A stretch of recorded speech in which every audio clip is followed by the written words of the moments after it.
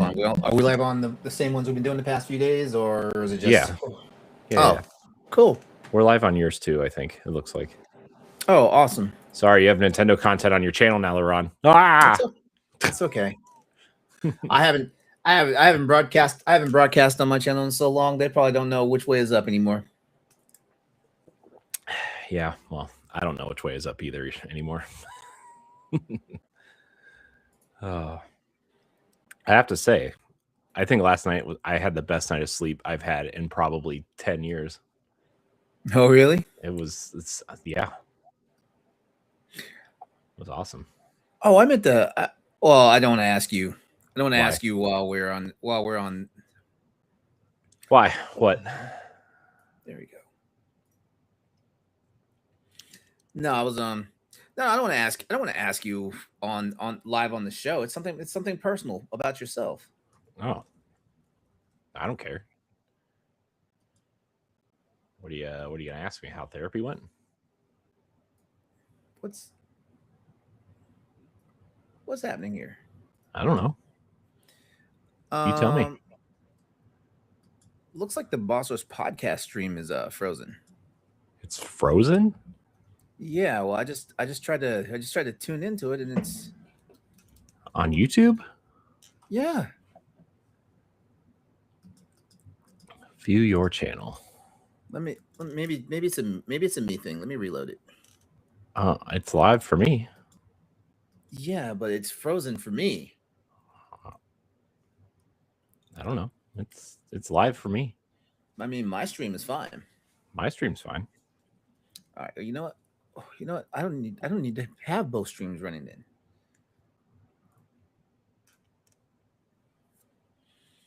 My stream's fine. My Twitch stream is not online apparently, but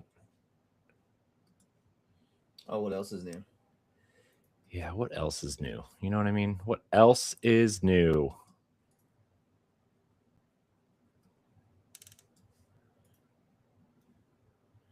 Reload player.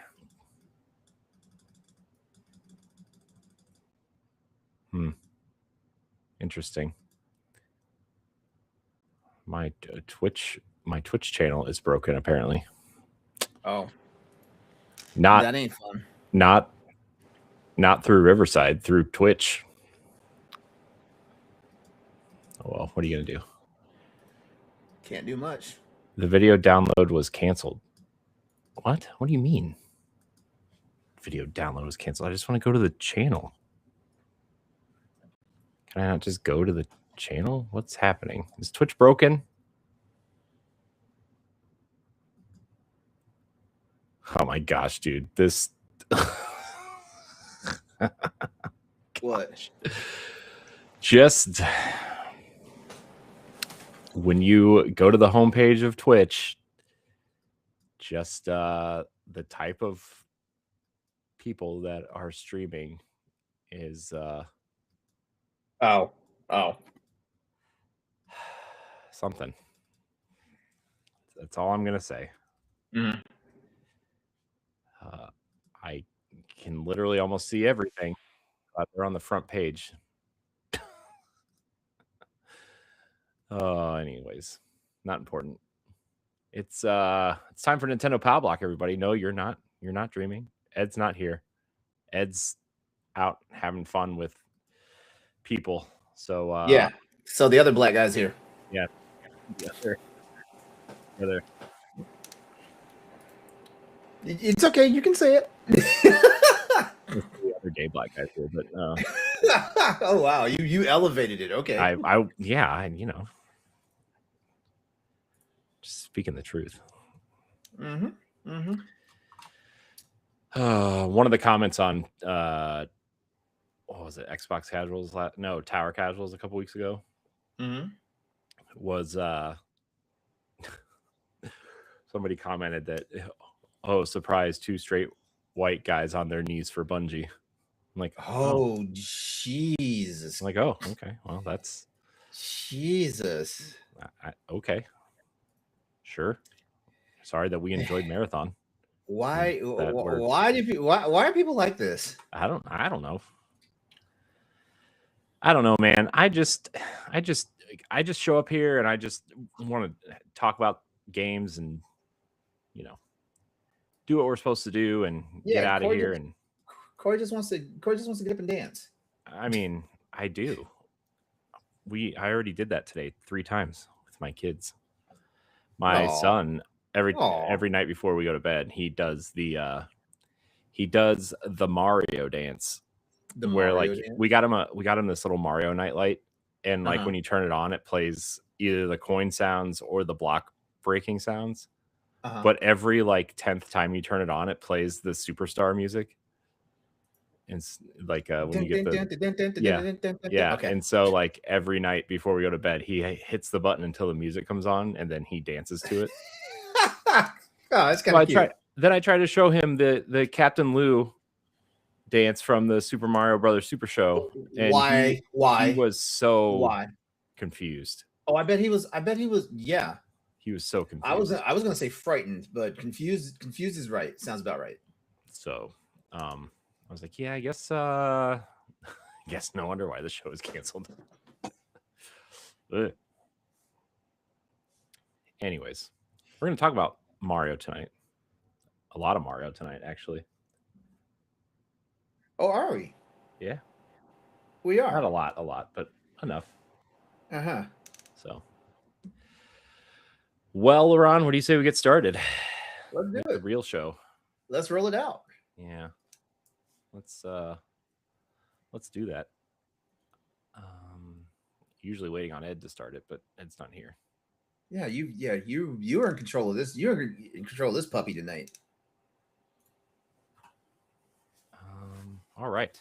Here we go. 3, 2, 1. Hello, everybody. Welcome to Nintendo Power Block here on the Boss Rush Network. I am not the enlightened and excited Eddie V. I'm your host, Corey Derrigan. Alongside me tonight, I've brought in the backup. I brought in the big guns.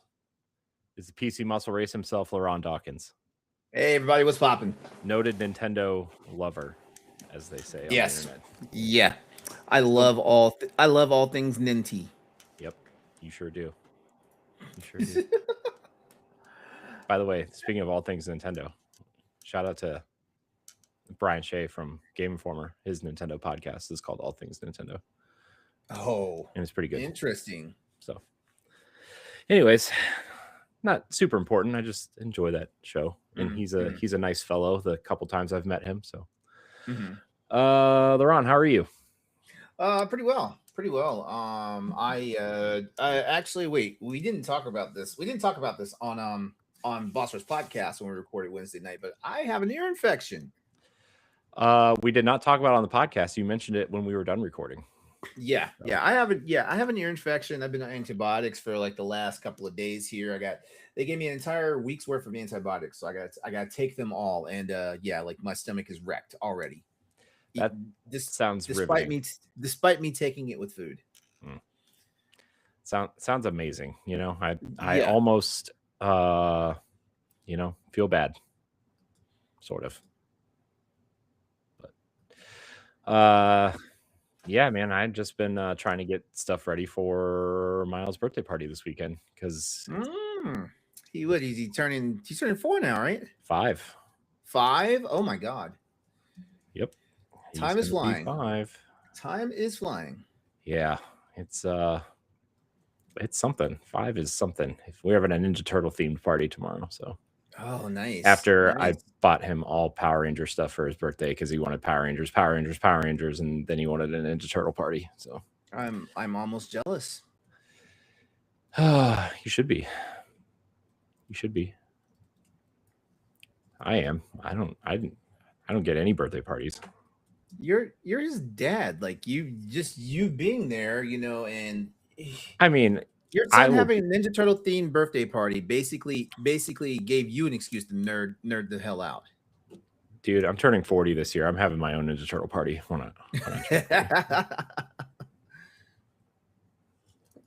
So, anyways, yeah, like I said, this is Nintendo Power Block, your Nintendo podcast for the week. Also, just like Edward, to miss an important episode. LeRon, congratulations. You're on the 10th anniversary episode. Get out. Get out. And I'm not wearing sleeves tonight too. Wow, man. Get out. Nintendo Power Block officially launched its first episode of the first iteration of the show on March 30th, 2016. Oh my. It is 17 minutes long. Me and my friend Joey Pease talked about Twilight Princess for almost 20 minutes. That iteration lasted 4 episodes, by the way. It ended at the end of April, and then Ed and I started back up in June, I think. So, well, yep. Well. Good times. Well, how's it feel? It's time to end, dude. It's time to hang it up. It's time to retire. Are you for real? Are you for real? No, I'm not. You're not for real. I was like, you can't be for real. Don't even do this. Don't even try it. Yeah, right. Ed would hunt me down, and I don't know. Well, no. I mean, like, do a whole episode on Snacktendo, and I can't do that. Well, I mean, you can retire. Doesn't mean he has to retire. I know. He would find a way to do it without me. It's fine. People are here for him anyway. Not here for me. Yeah. Look, as somebody told me on Xbox Casuals or Tower Casuals or one of the Casuals episodes we recorded a couple weeks ago. We don't need more straight white people talking about video games. That's what they said, those people are.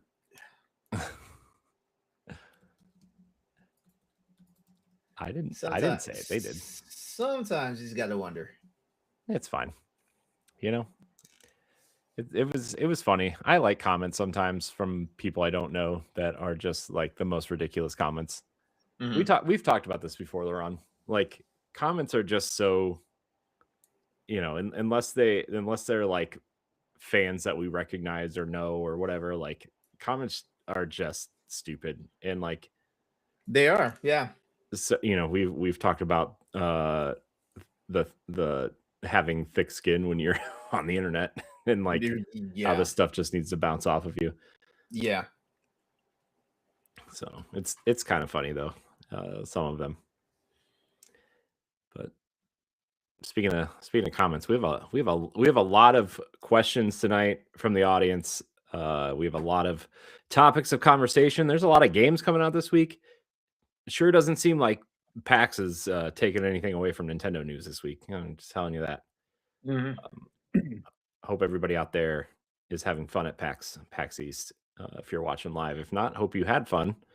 You can go to bossrush.net to see all the coverage that the team is working on from PAX. There's a couple interviews. There's quite a few indie game news stories. There's all kinds of stuff on there. So shout out to the team. Shout out to Lasby. We don't shout out Lasby enough. We need to do a better job shouting out Lasby.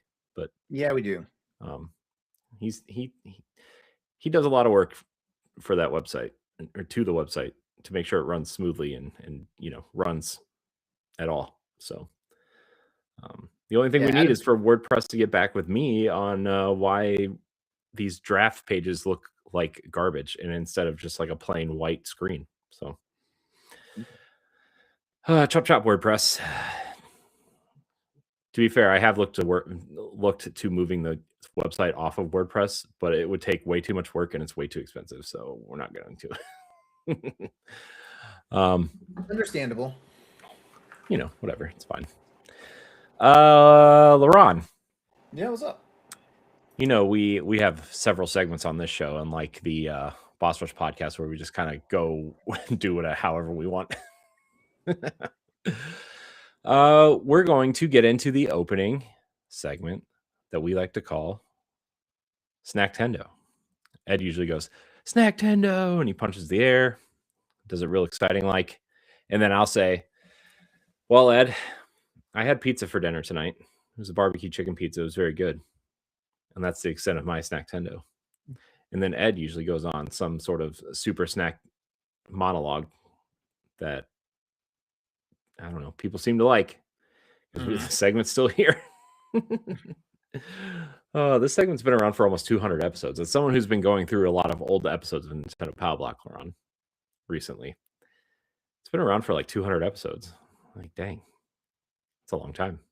Yeah, that's amazing though. I'm just gonna say that. For who? Who's it amazing for?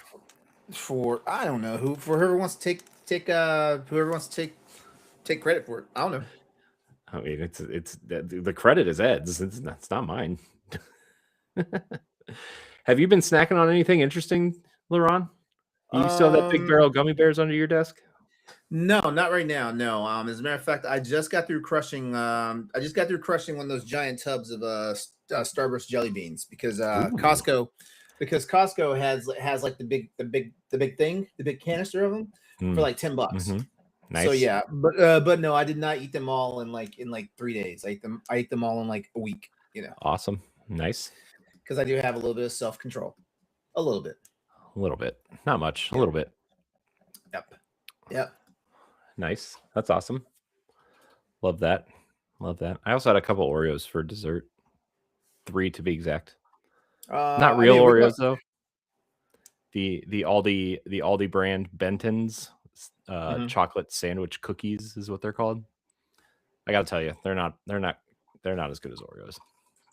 But what sandwich cookie is as good as an Oreo, Laron? You tell me.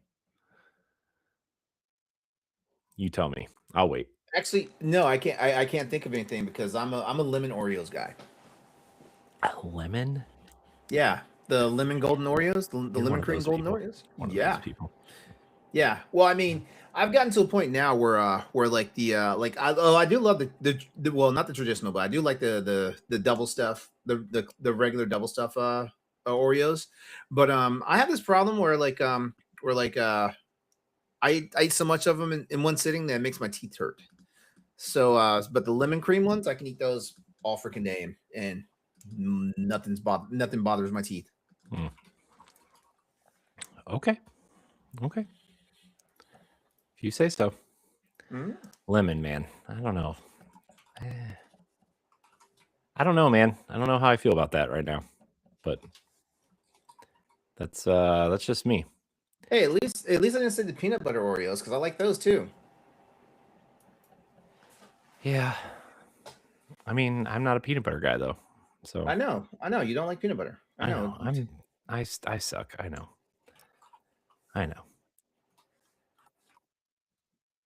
I'm sorry. I just can't. Peanut butter, man. Here's the thing. I do like honey peanut butter on toast, but that's about it. That's it. Weird. Kind of weird. I know I'm weird. Laron, we've established this. I'm weird. I've been doing a podcast with Ed for 10 years. I'm weird. Well, that was a riveting Snacktendo segment, everybody. Hope you enjoyed it. Let's get into playing with power. Maybe it'll be more exciting next week. I'm sure it will. I'm sure Ed'll take 45 minutes talking about every single crumb of food he had at PAX. He's probably diligently writing it down and making sure he doesn't miss a thing. Good luck, have fun. So, I'll just pause my screen on me looking like I'm like I'm paying attention, and then I'll go to the bathroom or I don't know, make a sandwich or something. I don't know. We'll see. Sure. Yeah.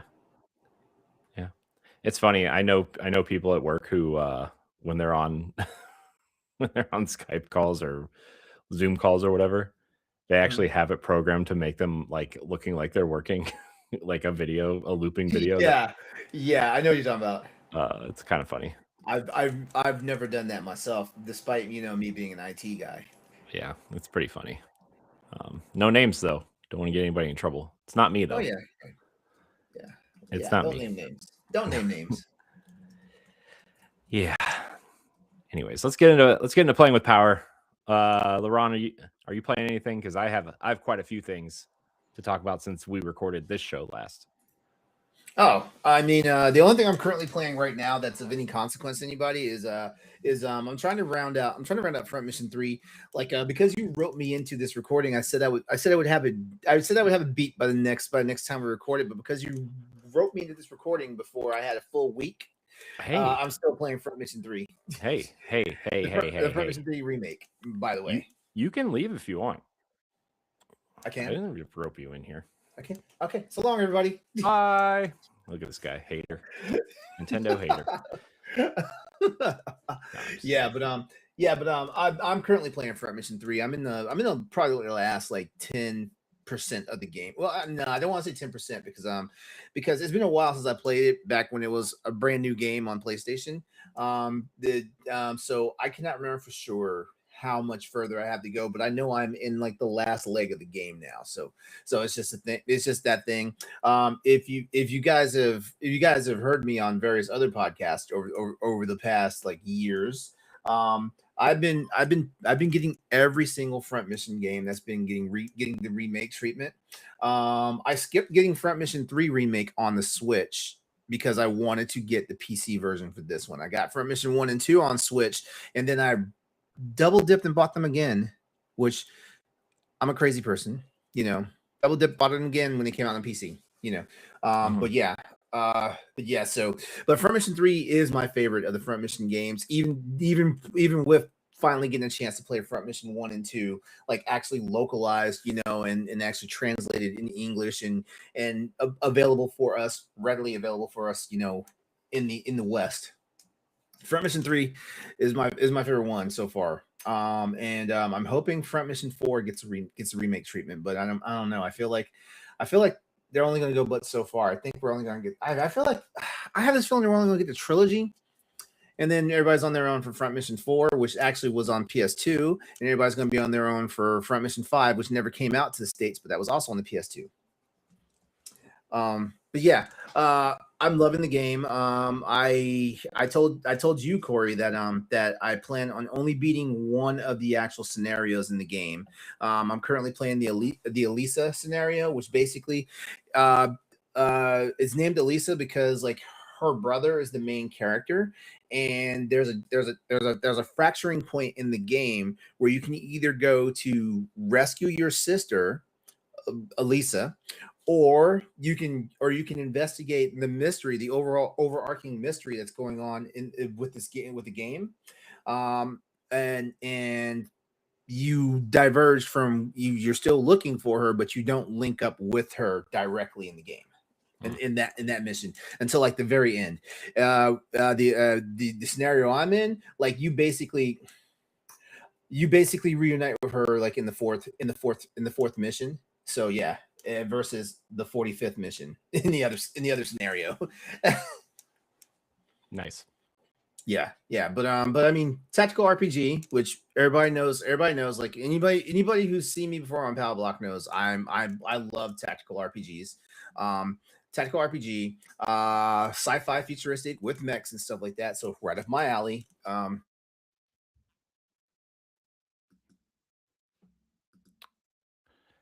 LeRon froze. It's fine. He'll be back. I think. Maybe not. Guess we'll find out. I guess we'll find out if he'll be back. He looks sad in this frozen picture of himself. But yeah, guess we'll have to, cut this part out of the main show. Oh, anyways, we'll wait till he comes back. But I'm excited because I've actually beaten 2 video games since the last episode of this recording. So, beat Metroid Zero Mission, and I beat Metroid 2: The Return of Samus on the Game Boy. Let me tell you, that game. Good thing there's maps online, and you can play in Game Boy Color mode on NSO because it's something. It's definitely a challenge to play that game. So, yeah, let me see what's going on with him and see if he's coming back. Pretty sure he's coming back, but he's probably there. He is. Hey, we were just talking about you. Who are you talking to? The audience, the viewers. Oh, The watchers, the people. Oh, okay. out there in the world. I don't know. I don't know what was going on just now. But yeah, like it was like my browser froze. Like Mm. yeah, basically because like this is we podcast in a browser based environment. Like of course like that cut me out. What was I saying before? What was I saying? You're talking about Front Mission. Okay, what was I saying specifically? Because I don't want to like repeat myself. You're doing the one side of. You're only doing the one campaign. Okay, yeah. Okay, so like I was saying, like I'm only committing to one campaign right now because even though I would like to just fully complete the game, I have games in my backlog I need to get on, particularly Monster Hunter Stories 2, which I never finished. So I can actually like pull money out of my wallet and buy Front Mission 3 and get started on. I've done Monster Hunter Stories 3. Yeah, yeah, but yeah, overall, like I'm having a lot of fun playing Front Mission 3 remake. It's been really good to get back into this game. This is not my second time playing this, not at all. As a matter of fact, this is probably like my seventh time playing it because like I played it. I played it a couple of times when it was young, fresh, and new on PlayStation on the PS1. And then the PS and then when it came to the PlayStation Store for the PSP, of course I bought it again. Of course you But did. yeah, it was only $10 though, so it wasn't like I was spending a whole heap of money right there. And then when the Nintendo Vita came out, played it again, and yeah, so like The this is more Nintendo like Vita. that's it. Nintendo Vita. I meant the PlayStation Vita. See, I read the banner saying Nintendo Power Block, and so I was like Nintendo Vita. Yeah, no. Hey Nintendo, maybe that's the next name for your next handheld. We'll see. The Switch 2 Vita Lite Yeah. XL. Yeah, but I would recommend anybody that's out there watching and or listening. If you haven't tried Front Mission and you like games like Final Fantasy Tactics, but you want something a little bit different, it's in a sci-fi setting, with just some really interesting scenarios going on. Check it out. Check it out. You know, Nice. Yeah, it is available. It is available on Switch. It's only available on Switch, but of course, you can play it on Switch too. But I'm playing the PC version. Yeah, I just actually downloaded the first one recently because I think I'm gonna play that now that I've finished. I was trying to figure out like what to play next after Metroid 2. And I wanted something like RPG-ish kind of, but I was like, I kind of want to play Fire Emblem, but I don't know if I want to start another Fire Emblem game right now. Oh, I for real recommend it though. And so I was like, oh, LeBron's been talking about Front Mission. Maybe I'll just play that. Yeah. So that's no, for real. I recommend it. That seems like what's next. Is that it? Is that yeah? That's it. That's the only thing of consequence right now. That's the only new current game I'm playing because like everything else I'm playing is kind of old. I mean, so I don't want to waste everybody's time talking about Tekken 8 tonight. I don't. I mean, that's fair, I guess. But yeah, I mean, Tekken 8, it's your jam. It is. So yeah, that's everything. That's everything I've been playing. Nice. Well, Laurent, since the last time I recorded this program, this podcast, this here live show, I have beaten not one but two Metroid games. Aren't you proud of me, Laurent? I am, and these are games you've never played before. Am I right? Well, I've played Zero Mission, so I finally finished Zero Mission. Well, you know what? I don't know why. I knew you played Zero Mission. I knew you played and beat Zero Mission. Yeah. Well, I've never beaten Zero Mission until now, but I've played a lot of it. I just, how I get with Metroid games. When I get lost, I'm like, I'm done. I quit. I'm done. I'm lost. Don't know where to go. But I have now finished Metroid Zero Mission and Metroid 2, The Return of Samus. Not the 3DS remake, the Game Boy game. Okay. Oh man, look, let me tell you. Let me start with Zero Mission real quick because we did talk about it on the Boss Rush podcast, but I love that game, man. It is one of the prettiest, most faithful remakes of a game, and the content they add is just enough to push it over the edge. Is like, man, this is the definitive version of the first Metroid game. Mhm. I absolutely loved it. I thought I was trying to go back and do more of the map unlocks before I finished the game, right? Mhm. And like I just ended up at the end of the game somehow, just without even trying, really. Uh, and it said you finished the game, and I'm like, oh, but Those I things want. happen. Those things happen. I mean, I was fine with it. I'm like, cool, I beat it. I can check this off the list. Wasn't really done playing, you know. Uh, so I moved on. I couldn't decide what to play next, and I'm like, you know what? I should just muscle my way through that Game Boy game because you have to kill like 38 or 39 Metroids, right? That's not a lot. You just make your way through and you kill them, and then Did you really say that's not a lot? yeah, it's not a lot. Um, let me tell you, I booted up, all right, and it goes into the nasty yellow on green screen like the Game Boy, right? Mhm. I'm like, oh no, I forgot this game is on the Game Boy, even though you have to go into the Game Boy app on the Switch, right? So I boot out of it, and I'm like, I don't want to play this game if I have to play it in the green nasty version. But then you go to the filters, right? Mhm. I put it on pixel perfect mode. And I'm like, okay, great, pixel perfect mode, and then it gives you the option to play it either in Game Boy Pocket, or Game Boy Color mode. You picked Game Boy Color mode, right? Of course I did. You know why I picked Game Boy Color mode? You know why I'm glad I did? Why? Because the creator of Metroid also worked on the Game Boy Color. And if you're playing Game Boy games on the Game Boy Color, one of the color palettes is a Metroid specific color palette. Really? Yep.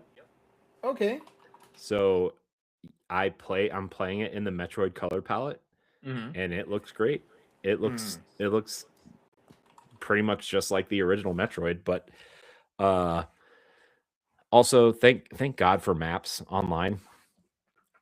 I've been using the maps from Omega Metroid, which is a Metroid fan site, I guess.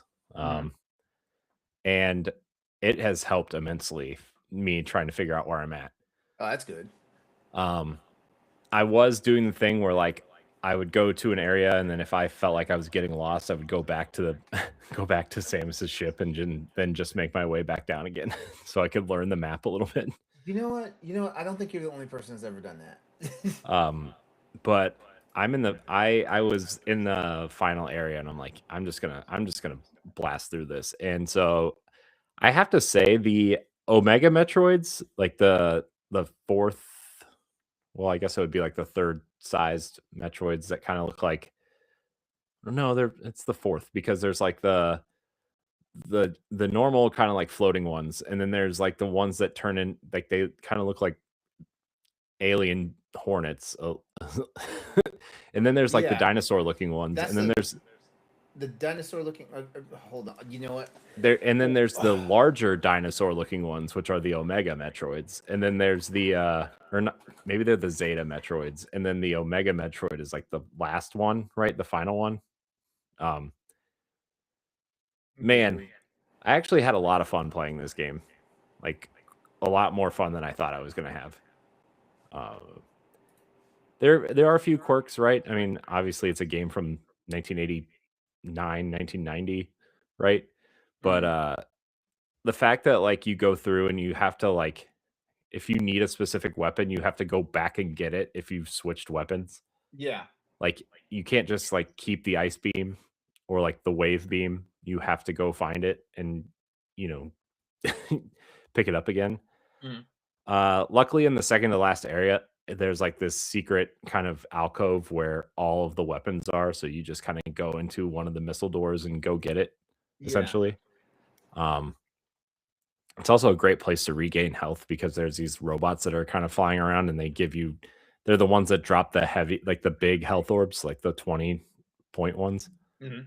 So Okay. While you were talking about that, I had to look up the Metroid life cycle. Okay, so the larval Metroids, those are the ones that we actually saw in like the original Metroid game. The Hmm. ones that you basically ice beam and then just tear them a new one with missiles. The first stage after that is the Alpha Metroid. That's the one that looks like the Hornet. It's got the little stinger or whatever. But yeah, Hmm. that's and then you got the Gamma, which looks like spiders. But I can't remember. Do they float in this game or or do They you attack fly. them? They fly around. They all fly. Oh yeah. Wait, even the Zeta and the Omega? The Zeta ones do.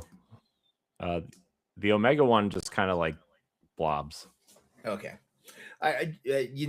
Obviously, like this, obviously, like what we wind up getting in like Metroid Fusion, for example, because Hmm. Metroid Fusion has Metroids in there, and like when we get to the Omega and the Zeta Metroids, like yeah, they don't fly, they're bipedal and they just come at you. Yeah. Uh, yeah. It's they fly. They definitely fly in this one, and they chase you. And Oh yeah, it they sucks. they definitely chase you. The thing that sucks too is like when you are like fighting one and you feel like you're wasting too many missiles, and then they knock you out into the doorway that you came into, Yep, and then and like it they resets. reset. Yeah. Yeah. And it's like, oh, are you kidding me? Are you joking? So that's not fun always, but uh it is what it is, I guess.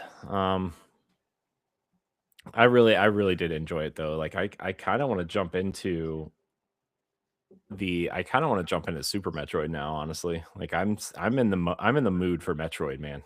Oh Uh, man, it's nice you're doing this Metroid run back. yeah. It's nice too because they're not very long games Uh either, huh. right? Especially if you have a map and you know what you're doing. Uh huh. Um, so it's kind of nice to like blow through them all like this, but Mm. I'm having a blast, and yeah, I'm ready to play Super Metroid. I've never played it before, so It is amazing. It is amazing to hear.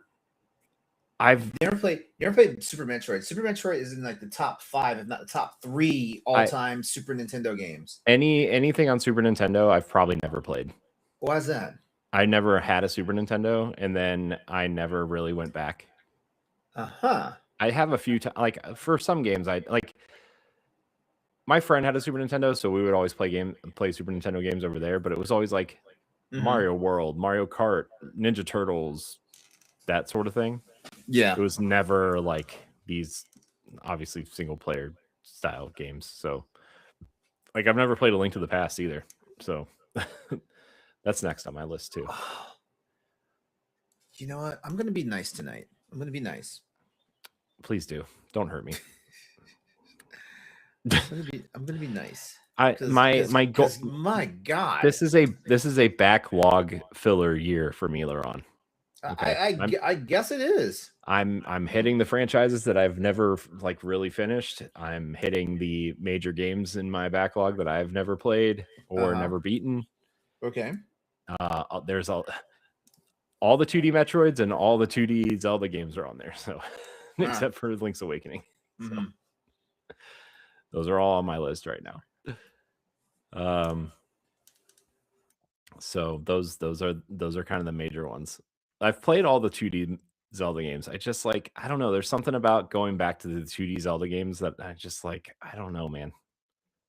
I don't know, but uh, yeah, I don't know. There's something about playing through these Metroid games. I'm like, man, In all it seriousness, clicked. There was a point during Zero Mission where it's like it clicked for me. I'm like, yeah, I understand why people like these games now. yeah. Like I understand In why all these are so seriousness, appealing. the 2D Metroids are honestly, in my opinion, like the way to play Metroid. Nothing's wrong against Metroid Prime. Like I actually like the Prime series for the most part. I mean, I'm still having my thing right now with Metroid Prime 4, but Oh, we have a oh, question about Metroid Prime 4 later, Laron. okay. I will try to reserve my thoughts for it then. We also have news about 2D Metroids, Laron. Mm-hmm. which we'll get to also. Okay. So I'm very. This is a good week for you to be on the run. Yeah, it looks like it. Yeah, it looks like it. So, but that's it. That's all. That's all I've been. I mean, I've been playing Marathon also, and I played some of the new Mario Wonder stuff today with my son. Man, dude, they got to work on these names. Do you know what the full name of this re-release of Mario Wonder is? No. The full name? No. Super Mario Brothers Wonder, Nintendo Switch 2 Edition, plus Meetup at Bella Bell Park.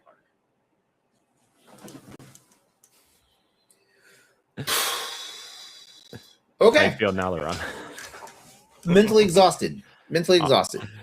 Oh man. I did, however, Laron. I do have a weekly pickup though. Let me tell you.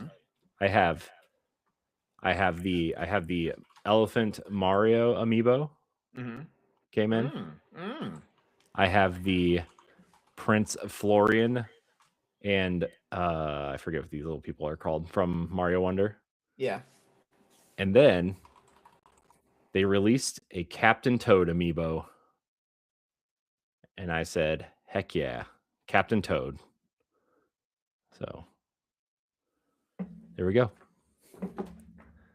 I think Laron froze again. Look at him. Look how concerned he is. He's so concerned.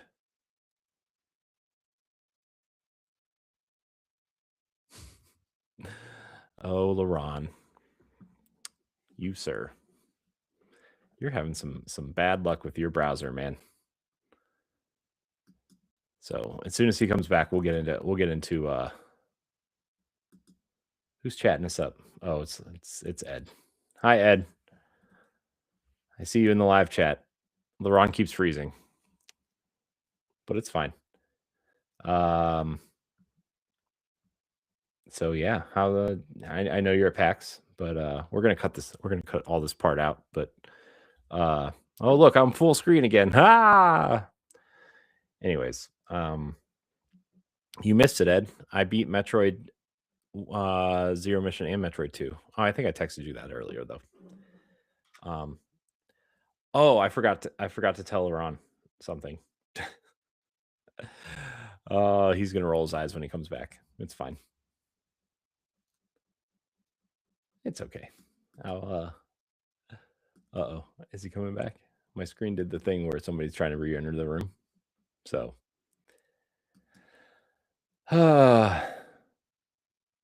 man, I'm trying to clean up some stuff on this here internet. But yeah, I'm very excited for I'm very excited for some of this stuff. I got a message. Laron says, bear with me a minute on his text message. He's trying to get back in. We'll give him a minute. We may restart the stream just to kind of, I don't know. This seems like a Laron issue. I'm not gonna lie to you. See what happens when you buy all this big, expensive PC stuff. You PC gamers, nerds, can't even get it to work. You know how it works? My USB mic and my USB camera and my Nintendo Switch, they all work. Turn it on, boom, works. I'm just kidding. Anyways, Ed visited the Nintendo booth, or didn't visit the Nintendo booth. The games weren't interesting. What is it? It was like Pokopia and like Mario Wonder and stuff, right? Like those are the games they brought in, some indies and stuff like that. Yeah, I didn't imagine that those. I did not imagine that Nintendo never really takes anything interesting to PAX, though, in my opinion. But, hey, Laron, you're back. Hey. I'm talking to Ed in chat here. Yeah, I see that.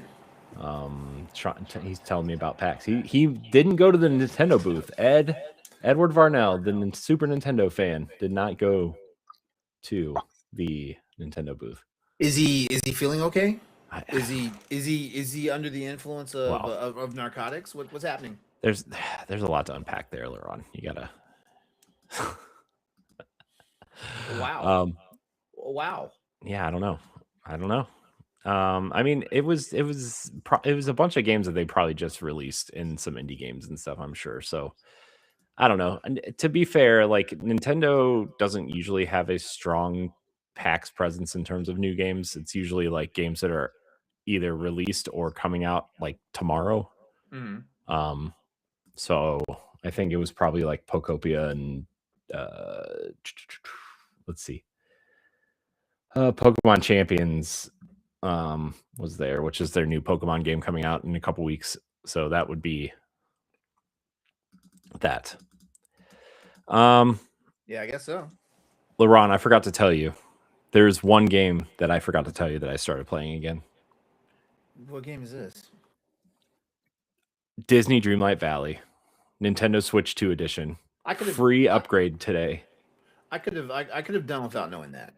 No, you couldn't. Dude, it runs at a buttery smooth 40 frames a second.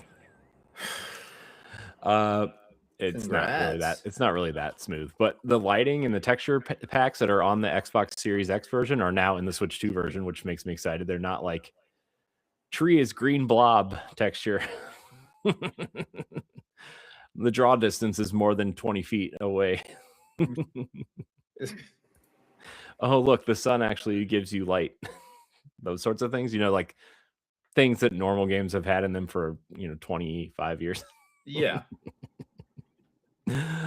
Oh man, it's good times though. I had to share that with you. If you say so. I had to share that with you. Look, man, Wally needed my help. Okay, he needed me to make a trash can lid out of out of trash. Well, I'm hoping my technical difficulties are done now. Yeah, we'll find out.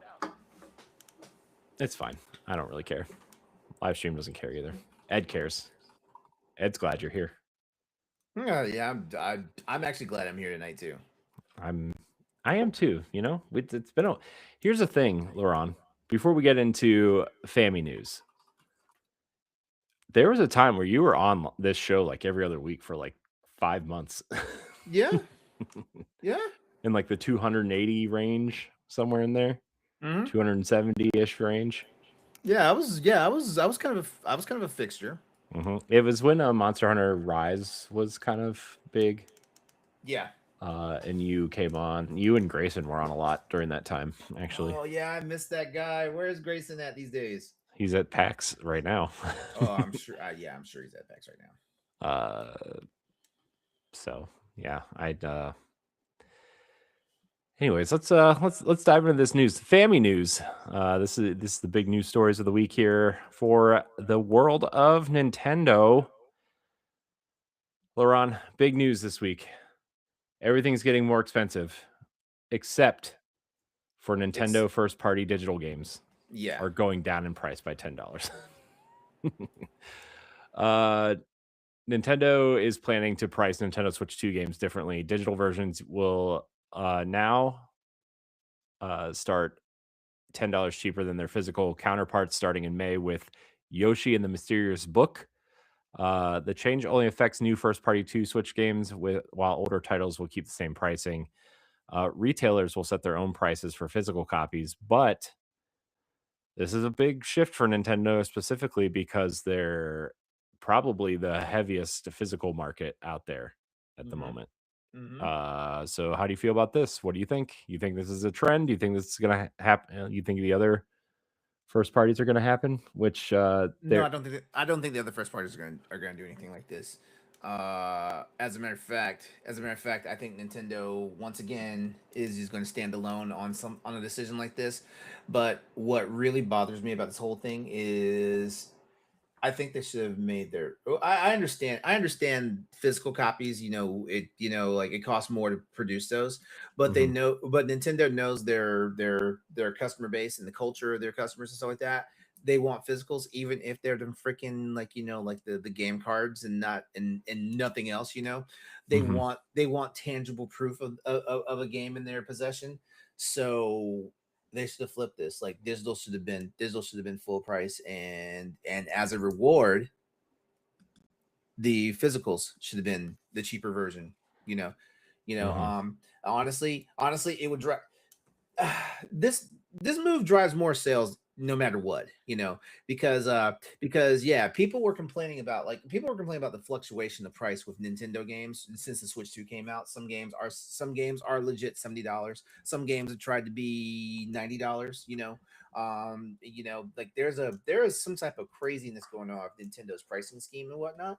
And I feel like Nintendo just is doing this hokey pokey type of thing. And what is that? There's a ghost in the Ron's room now. He's Yeah, got technical problems. There's a ghost. There's all kinds there's of like things. there's like this red dot that's blinking, but when I turn around and look, there is no red dot. What is that? I don't know. I don't see anything, Ron. You're pointing at. you You're you pointing at, don't? no, I really don't. Okay. Well, anyway, like I was saying, The only red dot I see is the one in the corner of your screen that says actual recording is higher quality. So it's the only red dot I see. Yeah. Okay. Yeah. Actually, that's what it is. Okay. Yeah. That's it. Okay. So it's actually on my HUD and not in my room because I was legit like, what the hell? Yeah. Crisis averted. All right, back to what I was saying though. Uh, this is gonna boost their sales no matter what. They could have flipped it, and physical games been cheaper, and they still would have driven more sales. Like because there are people out here who are going to actually jump faster for the cheaper digital sale. Which might be also what's something Nintendo wants to do because people are going to run out there and they're going to buy those proprietary the micro SDs. What they call the Express? Micro SD Express. Yeah. And people are not gonna they're gonna think like to not buy the first party ones first. They're gonna buy the first party ones because I guarantee you Walmart's, Best Buys, and all those other electronic stores are going to have those in bounty in stock.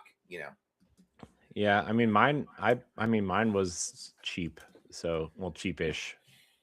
I bought a lot cheaper than the Nintendo marked ones. I'll tell you that. I bought I can't remember, but I did not buy a first party proprietary one. I bought I want to say I bought a SanDisk one. Yeah, that's the one that I bought. Yeah. It was $48, $47.99. For what size? 512 gig. Do I have a 512 or do I have something? They were like 70 something, but then like Walmart had like this massive sale on them like a month after the Switch 2 came out. I was like, well, I better get this now. It's never going to be cheaper. So wow, I've barely opened this thing up. I forgot where the damn SD card goes. I think it's in the bottom. Oh, there it is. I found it. This guy. Oh, LeRon. Never disappoint. Oh, wow. I have a 256. What was I thinking? You were thinking that those were the only ones available and they were probably dirt cheap. That's probably what it was. So I will be upgrading this soon. Yeah. Plus like the internal storage is 256, so that gives you 512, right? So yeah. Don't worry, I still have a 1.5 terabyte one in my Switch 1 that I keep all my indie games on. So, LeRon's camera's out now. No, I turned my camera off because I have to make an adjustment to the shorts I'm wearing. Oh, yeah, probably not family friendly for Nintendo podcasts. Exactly. I'm trying to spare like the sensitive people that are out there. The sensitive people.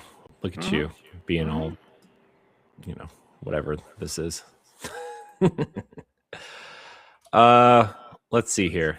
Yeah, so Yoshi and the Mysterious Book, $59.99. I feel like that's the price that game should be anyway. I'm not gonna lie to you. It looks great. It looks amazing, but like $70 for that seems like a punch. That's a big ask. Yeah, that's a big ask. Even though we know people are going to buy it, people are going to buy it if it came out that price anyway. We know this. Yeah. It's fine though. I will get it though. My son is really into the Yoshi game on Switch 1, so we will probably play it together. we're on the final boss, and he refuses to finish it because he thinks if it's over, then it's over. And I'm like, well, if you don't play it, it's also over. So don't you want to see what happens? Mm-hmm. I guess he doesn't want to see Bowser Jr. fail because that's his favorite Nintendo character. So, speaking of Nintendo characters, LeBron, a special someone has shown up in a poster for the Super Mario Galaxy movie. I saw. I saw. Yeah, one Fox McCloud of Star Fox fame. Yeah, yeah. Like that was for me. It was unexpected. Yeah, so apparently Fox was in a trailer at some point, like his leg or something, and somebody pointed it out. Like, who is this person? Who is this character? And people were thinking it was Star Fox, but like not confirmed or anything. Uh-huh. Dude, they could have waited like 3 days to make this. Like, they could have just waited. It could have been a very pleasant surprise in the movie. Yeah, but also like all this stuff is up on IMDb already, and they would have probably seen. Oh yeah, yeah. So, but Fox McCloud is being voiced by none other than Glenn Powell, which I don't know if you saw that video on his Instagram, Laron, but it's pretty funny. You should watch it. The link to the video is in the show notes. You should watch it. It's funny. Okay.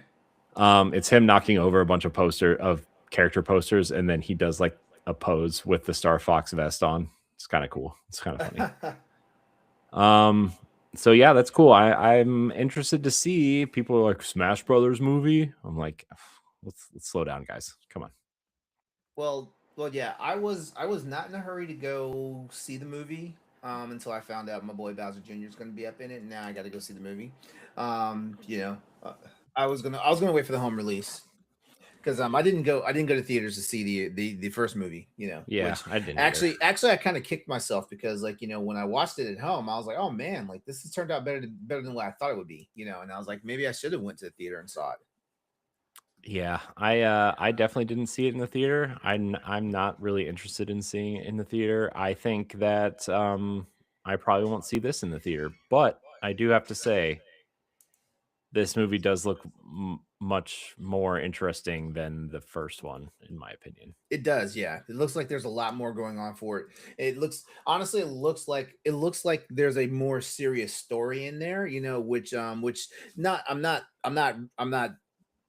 downplaying like the first movie. The first movie had to do the what it did the way it did, to actually like get people in there, and get future investment for any sequels that may have came out. Because when you walked out of the theater, or you turned off the TV after you watched it, depending on how you watched the movie, you're like, yeah, there's going to be a sequel. Mm-hmm. Yeah. I saw a bunch of like interviews and stuff with Brie Larson today too. Like it's funny. She seems like genuinely excited to be in this movie, which is like not everybody's always genuinely excited to be in movies that they're in, but yeah. She's always been a big like Nintendo fan, and she's a gamer girl. Yeah. So by the way, everybody, if you wanted to be on the show, go like that tweet Nintendo Power Block put out. Campaign starts now. Wow. No shame in your game. No shame. Laron, come on. No shame. Look at me. No, not a lick. Do you see these shelves behind me? No shame. Zero shame. Zero. And you should have shame. Nah, let me stop. I should, but I don't. Let me stop. I'm being unnecessarily mean. Let me stop. It's because somebody made you be on a Nintendo podcast, apparently. Yeah. His name starts with a C. It rhymes with Hori. The fighting stick, not the whatever y'all might have been thinking y'all were with y'all dirty minds. Well, Laron, let's there's a lot of rumored games coming to Switch, so let's start with these first party rumors now. Okay. According to rumors reported by Nintendo Life, and which sourced it from Nate the Hates podcast. Nintendo may release a brand new Star Fox game on Switch 2 this summer, and a remake of The Legend of Zelda: Ocarina of Time later in 2026. While fans have to wait until 2027 for a new 3D Mario title. Other games like Splatoon Raiders, Rhythm Heaven Groove, Pikmin 4 Definitive Edition, and Fire Emblem Fortunes Weave are also expected throughout the year. So this Star Fox game, it's funny that this game is popping up again because this game was actually rumored about 5 years ago. Was Retro's title they were working on before Metroid Prime 4. And it was Star Fox Grand Prix was the game that was rumored. Not a racing game, just like a Star Fox game with some sort of like the story revolved around like a race against time or something. This logo has been actually popping up again very recently, and it wouldn't surprise me if this was coming out this year, specifically because Retro was like almost done with it, and then they shelved it to finish Metroid Prime 4. But the only game on this list that like is like I don't know if they would actually do a full remake of this would be Ocarina of Time. You know? Yeah, like, I don't see a full Ocarina of Time. I could see an HD remaster of the 3DS game. Yeah, that's that. I'm with you on that one. I don't see remaster treatment for Ocarina of Time. As a matter of fact, I feel like if they have not already had that in cooking for like the last like 4 or 5 years, like I don't expect them to start from the ground up now. Like I feel like Nintendo has a lot more things to think about right now than trying to like an HD remaster of Ocarina of Time and Majora's Mask, definitely the way to go. But not a full remake. A full remake would be nice, but there's also it's not in this story specifically, but there's also a rumor that Mercury Steam, the developers behind the Samus Returns remake on 3DS and Metroid Dread, are also working on 2 new 2D Metroid games, which is one is a remake of Super Metroid and the other one is Metroid 6. So, you know what? If they do anything to Super Metroid, all they have to do is give it the Metroid Zero mission treatment. They don't need to. Well, they're gonna remake it in the Dread engine. That rumor's been around since 20. What did Dread come out? 21. No, this rumor's been floating around since like Metroid Dread's a little bit newer than that. Is it? It came out the same year as the OLED. When was that? Metroid Dread is 21. Okay, yeah, you're right. I thought Metroid Dread was a little bit newer. This rumor has been floating around since like early 2023. I feel like the Super Metroid one at least, and we already know they already said that they're working with Nintendo on another Metroid game. They've already kind of said that. Yeah. So even that doesn't surprise me as much as. Man, this Ocarina of Time remake is like the one. It's like this game is held on such a pedestal. It's still like not one of my favorite 3D Zelda games. It's not one of my favorite Zelda games. I'll be honest with you. I would actually sit in a room if you put Ocarina of Time and Zelda 2 in front of me. I would play Zelda 2 before I pick up Ocarina of Time. Well, I wouldn't go that far, but no, I would. Man, the thing that bothers me the most, though, I think, is like this is all, and I'm not just saying this because I'm a Twilight Princess super fan, and I'm apparently the only one now, but like it's also the 20th anniversary of Twilight Princess. So like you could have killed 2 birds with one stone by just re-releasing the HD version of that game this year. Exactly. But they want to play games. Yeah, I don't know, man. I'm kind of Ocarina out at this point. I've only played through the entire game twice or 3 times, I guess, because if you include the Master Quest version on GameCube, I guess. But I don't know. I feel like I don't know.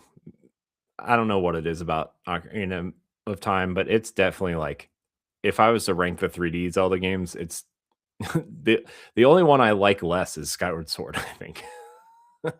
I can agree with you on that one. So, I mean, Majora's Mask is better, Wind Waker is better, in most ways. Twilight Princess is my favorite one. And then obviously Breath of the Wild, Tears of the Kingdom, although those are like two totally different beasts altogether anyway. But I don't know. Let's just skip Zelda at this point and just move on to Fire Emblem because I'm ready for Fortune's Weave. Game looks great. Game's gonna be great. Although Pikmin Definitive Edition, man, I'll take that too. I don't know if you played Pikmin 4 at all or on. I have not. I'm not really a big Pikmin fan. Oh man, Pikmin 4 is so good. You can skip 3. I know that's a hot take, but you can skip 3. You only need to play Pikmin 1 and 4. Those are the only two. I'm not really a big Pikmin fan, unfortunately. Ron, you're killing me. Hey, at least I'm being. At least I'm being truthful and honest. I know it's fine. Look. It doesn't bother me that you don't like Pikmin. Okay. I didn't say I don't like Pikmin. I just said I'm not a big Pikmin fan. I enjoyed the first one, but I didn't feel like I don't know. Like when Pikmin 2 came out, I was like, I don't really need to play this. And now we've got total 4 of those games. I mean, that's fair. That's fair.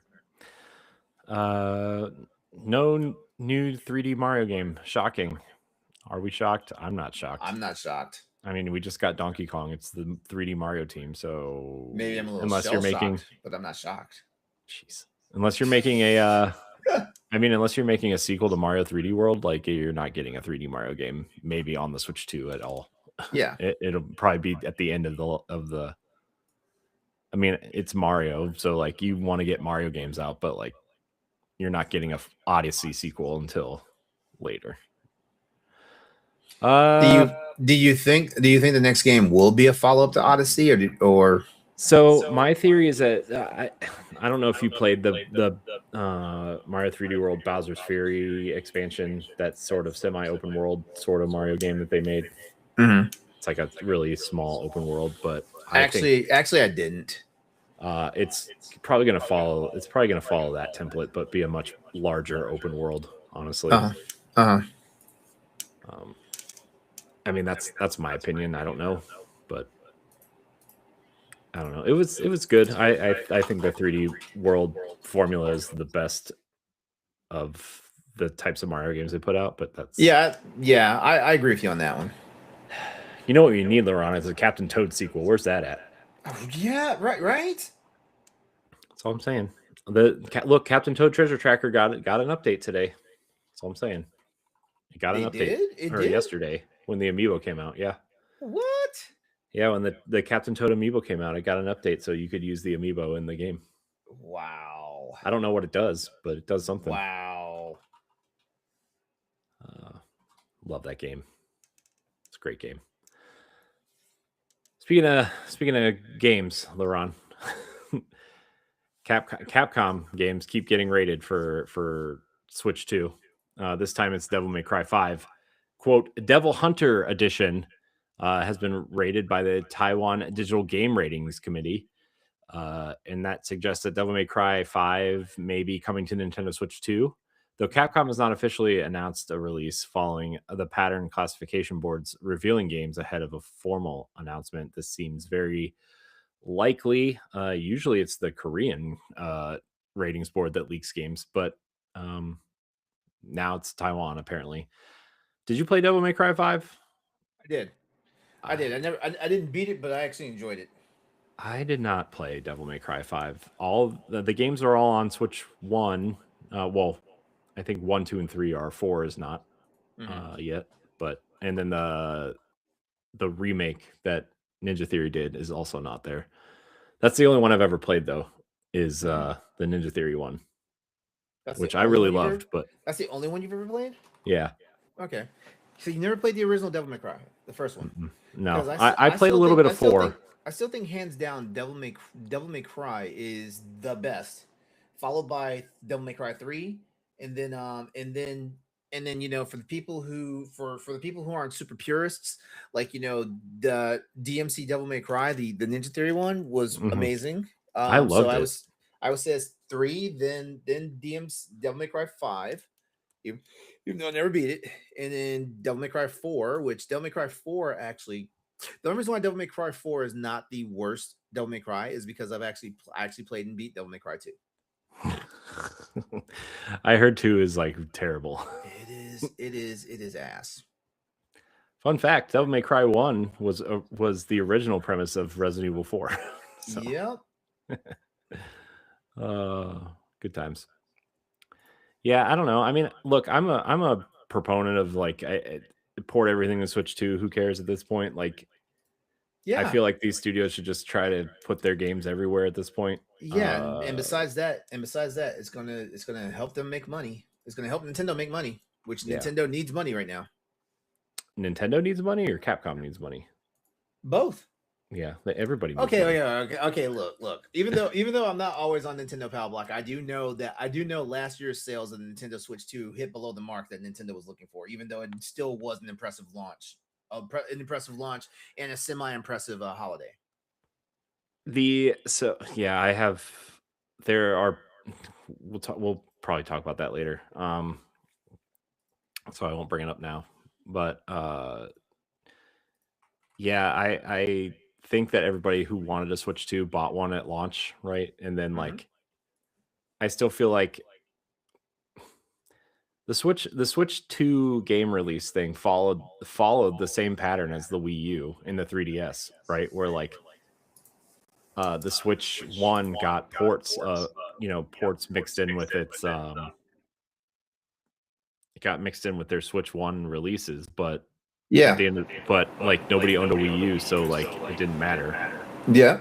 Now everybody has a Switch 1, and when you're releasing Switch 1 versions of these games, there's not really a big reason to move over to the Switch 2 at this Right. point, Yeah, until exactly. you find the game that you want. It seems like Pokopia, though, is that game.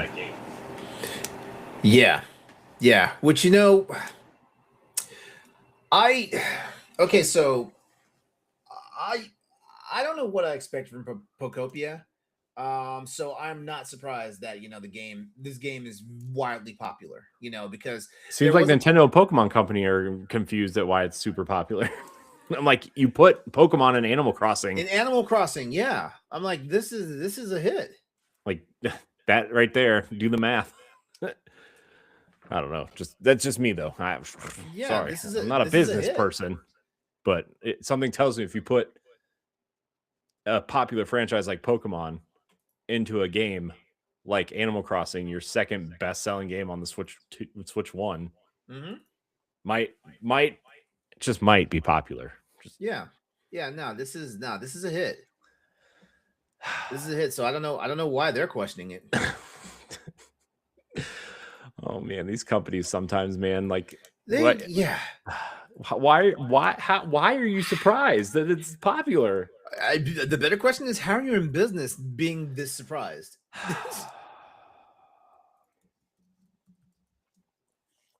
Anyways, I'm moving on. I can't. Business decisions give me headaches these past few years. So, Crimson Desert developer Pearl Abyss is exploring a Switch 2 port, but says that some features may need to be cut from the game for that to work. They've begun R&D to bring Crimson Desert to the Switch 2, though CEO Heo Zhenyang warns that the lower hardware specs of the Switch 2 may require sacrificing certain aspects of the game to make it feasible.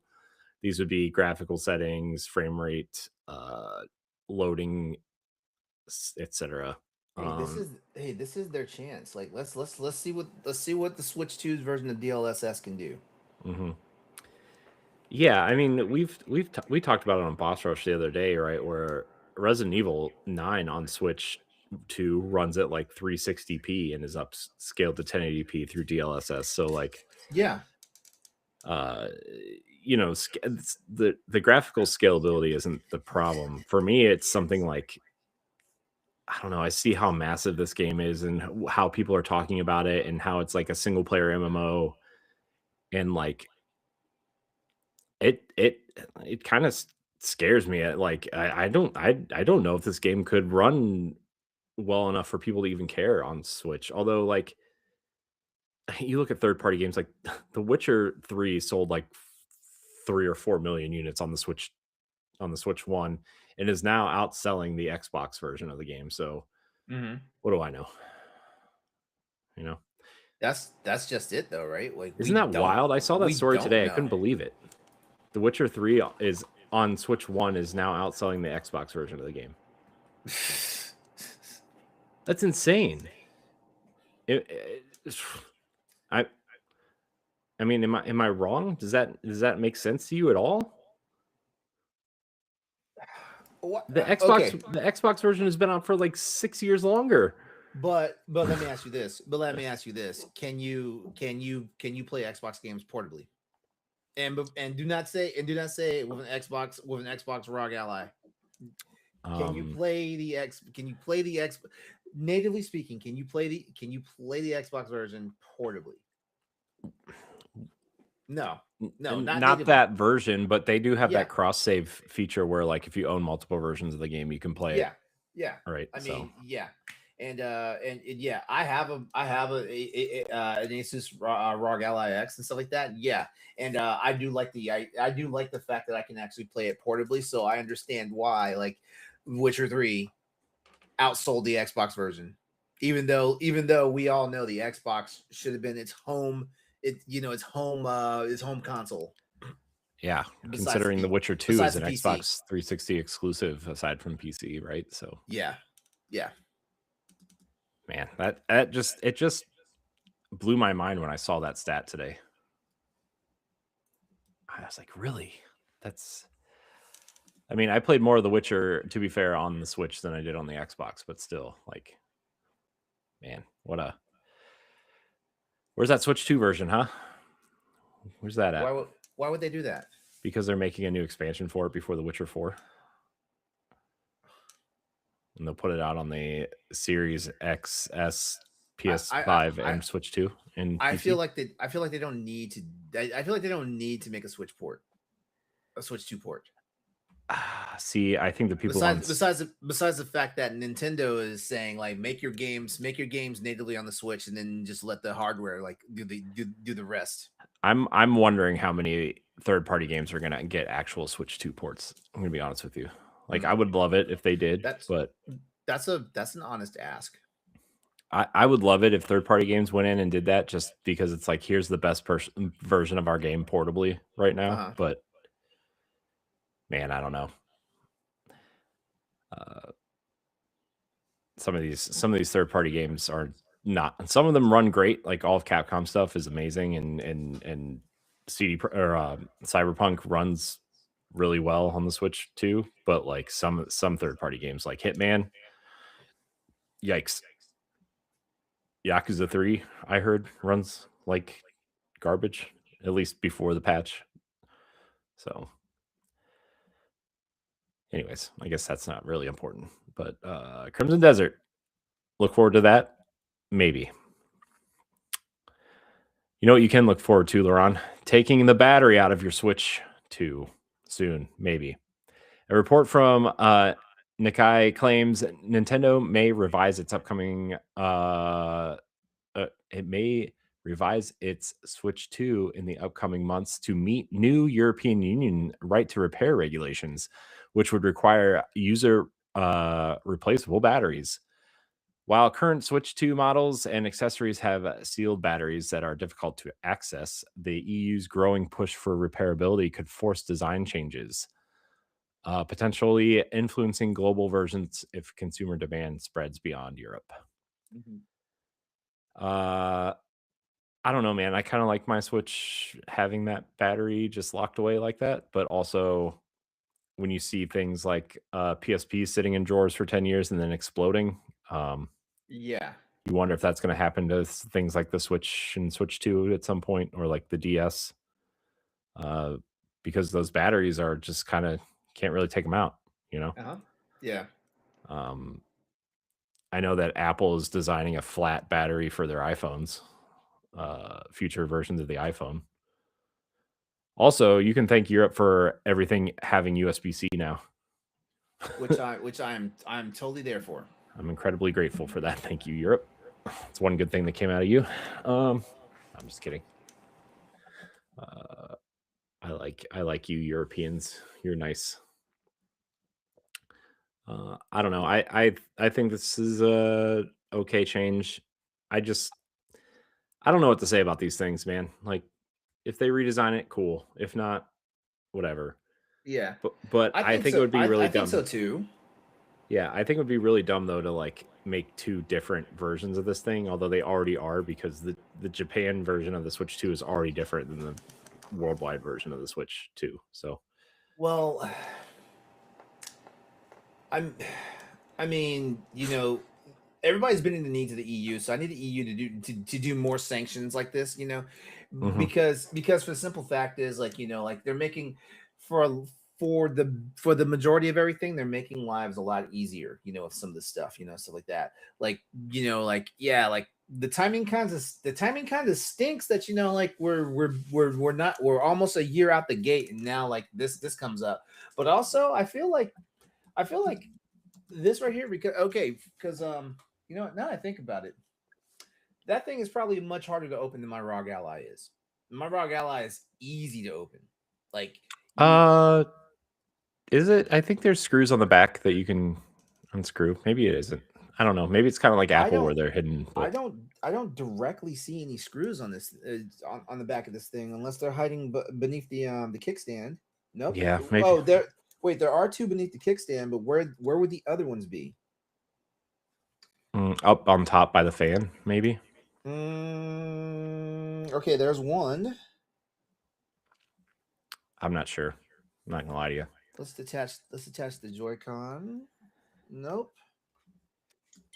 That's literally the first time I've detached the Joy-Con since I've had this thing. Yeah, don't do that. Don't break it. Oh no, I know it's got the lock buttons. I know that. Yeah. Give me a break.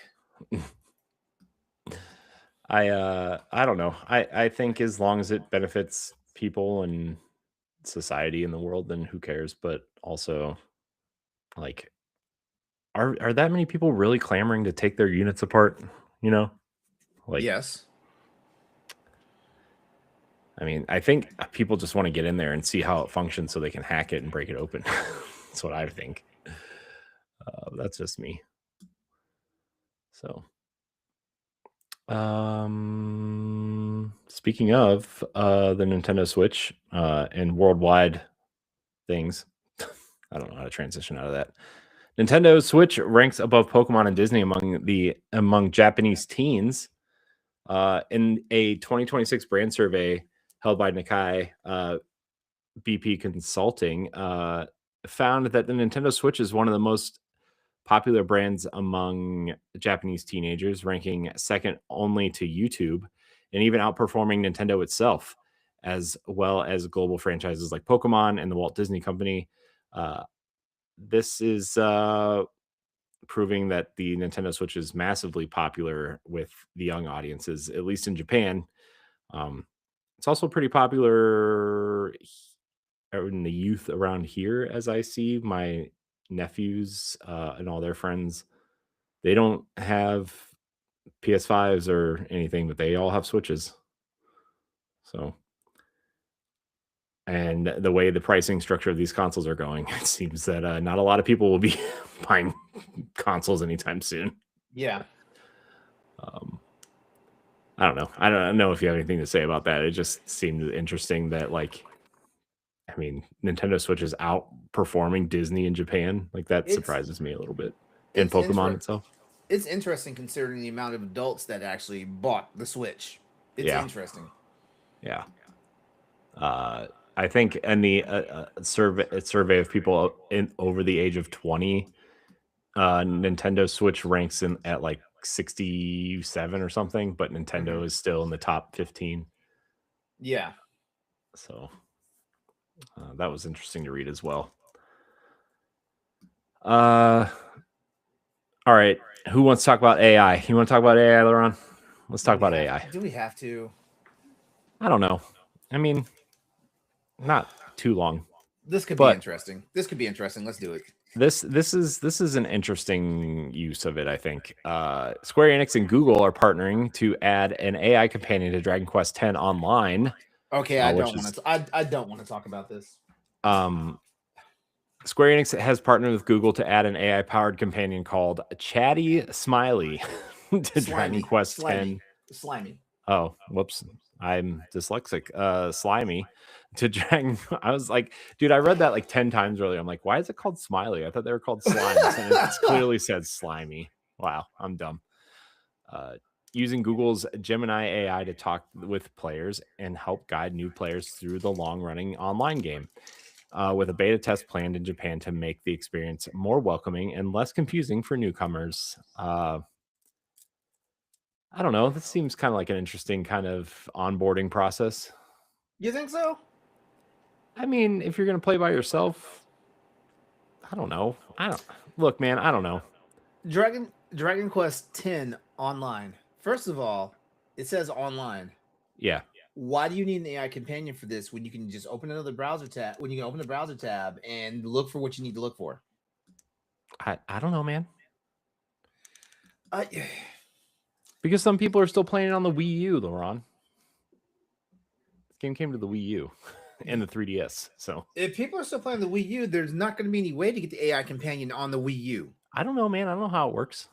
I'm just maybe they aren't playing on the Wii U because the Wii U online stuff was shut down, but like people were playing it on the Wii U and the 3DS. I have a funny feeling this feature is only going to be available in Japan because no one else is going to take it serious enough to actually want to ask for it. This game didn't release outside of Japan, so you are correct. I did not know that. Yeah, I did not know that. Okay, so that then yeah, that's a niche enough market that maybe it'll be a hit over there. I don't know. Mm-hmm. I just feel like I feel like Square Enix does everything except what they need to do to increase their profits. Like a Chrono Trigger remake, or not putting this Final Fantasy IX remake on ice for a while. That apparently they put on ice. That's dumb. That is dumb. Yeah. I don't know. I could probably think of like a few other things that they could do. Oh, I could definitely think of a few other things. But maybe not release Bravely Default on the Xbox platform only as a shadow drop, and no PlayStation release. That's just one idea. Also, after they just complained about being on one platform, they release a game on one platform, and it's the platform that nobody wants games on. Mm-hmm. Just I don't know. Again, just me. But I'm channeling my inner Eddie V here. This is just pure foolishness. Square Enix, what is going on? Come on, like get it together. Oh, I'm sorry, wrong show. Is it the wrong show? Oh, I'm just so confused at what they're doing. Sometimes it just, I don't know, man. Just figure it out. Just figure it out. I know games are expensive, but don't complain and then do the thing that you're complaining about and then complain some more. Okay? Yeah. It's exhausting. It's not like this is a pre-existing agreement either with Xbox, because it launched on Switch 2 last year and then they just ported it to Xbox randomly this spring. Yeah. And there's no PlayStation release. So what's that all about? You know what I mean? Like, what are you doing? Being stupid. I'm sorry. Did I say it out loud? I'm sorry. The fact that they're still putting games on Xbox, considering a mainline Final Fantasy game only sold 300,000 copies, is blowing my mind. But that's, again, just me. Mm-hmm. Anyways, not important. You know what is important? Epic Games. We talked about this on the Boss Rush podcast and on Xbox Casuals this week, so I don't know how much more I can even handle talking about this. But Epic Games has laid off over 1,000 employees amid Fortnite engagement decline and their fight against Apple and Google and the store thing. I don't know, man. Speaking of companies that are doing the most. Yeah. They laid off more than 1,000 employees and announced over $500 million in cost-cutting measures after a decline in player engagement for Fortnite, with the company citing industry-wide financial challenges, rising costs, and increased competition for players' time, despite Fortnite remaining one of the world's most successful games. You know why you're losing money? Because you're still fighting Apple and Google 7 years later, and you're trying to run this stupid store that nobody wants. I don't know. Those are two pretty big cost-cutting measures I could throw out there right now. I appreciate their store. But you only open it to download your free games every month. Exactly, because I think I've only ever turned on 2 games that I've gotten for free on the Epic Store. Yeah. So look, man, I appreciate their store though. I don't know what else I can say about this that we haven't already said this week, Laurent. It's just it's annoying to read this, and then Tim Sweeney out there on Twitter like retweeting and laid off employees like, I got laid off from Epic today, I'm looking for a job. Like he's out there retweeting it and like saying things about these employees that like they should get hired somewhere else. Like They should get hired somewhere else. I'm but like, you laid them off. Like, what do you like? Exactly. I don't know, man. No sympathy for the devil here. Like, I don't know yeah, I don't know if you read the full blog post about the layoffs, but it's just like, come on, like. Here's the thing about it. I'm tired of reading blog posts about this type of stuff. Yeah, I'm tired. Yeah, it's just annoying. I'm tired, and you execs out there, you do it to yourselves. You know, the only people that I am not feeling bad for currently, on an executive level that lost their jobs is Sarah Bond and Phil Spencer. Those are the only people I'm not feeling sorry for right now. Yeah, well, they got ousted. They got ousted. I mean, they were executives at Microsoft. They'll be fine. You know what I mean? Like, right? Yeah. Like, I feel a little. I mean, feel bad is like the wrong terms, but like, it was so sudden and it's kind of like weird the way it happened. So like, I kind of feel bad about that, but they're gonna be fine, right? Yeah, they're gonna be fine. But the average artist or programmer at Epic, like, that salary is not gonna, it's just, I don't know, man. I feel bad. I really do feel bad. And like the fact that they're kind of like their main headquarters is in the Carolinas is like, there's not a lot of game dev jobs on the East Coast, so to even find a development job, you're gonna have to move, which also sucks. Man. Nintendo is also reportedly making cuts, but not to employees, to Switch 2 production after weak holiday sales. Nintendo is reportedly reducing Nintendo Switch 2 production in the US by about 1/3 following lower than expected holiday sales, which demand cited as the main reason. Though strong performance in markets like Japan and the success of titles like Pokemon Pokopia could still help boost momentum this year. I mean, like I said earlier, I think the system came out in June. I think everybody that wanted one got one. To me, unless you're like a huge Donkey Kong fan last year, there's really not really like one huge reason to go buy one right now. It seems like Pokopia is like the first major system seller, right? I don't even know if Mario Kart was a big system seller at this point. Like maybe it was, I don't know, but it wasn't. The fact that it was bundled with the console, right? Like that murkied the water. Yeah, so like I don't really know, but it definitely seemed like Donkey Kong didn't hit the way I think maybe Nintendo wanted it to. Yeah. And then the rest of the year, your biggest titles were Switch 1 games also, aside from Hyrule Warriors, right? Which isn't, a Zelda spinoff isn't exactly a big seller either. Yeah, that had to be a slap in the face. Yeah. So like, I mean, Pokemon Legends EA, Metroid Prime, and what were the other ones? Mario Party's been out for a year already. They got that Switch 2 upgrade. Kirby and the Forgotten Land got a Switch 2 upgrade, but that's been out. The Zelda upgrades, like they did some nice things for people who own like Switch libraries already, but like these, I mean, Metroid Prime 4 barely got over the 1 million unit mark, and it's on 2 consoles. One of the consoles selling over 150 million units. So, that's clearly not a system seller. I don't know. It seems like Pocopia is really the first true system seller at this point. Like people are, I've heard from multiple people going out, "Hey, I finally got a Switch 2 because of Pocopia. It looks cool." So Well, Nintendo, there's your next bundle package. yeah. So I don't know. I feel like, man, Nintendo is like in a weird spot again. You know, I feel like we're in that GameCube, Wii U era. Not necessarily that bad because it's already almost outsold the Wii U in less than a year, which is hilarious.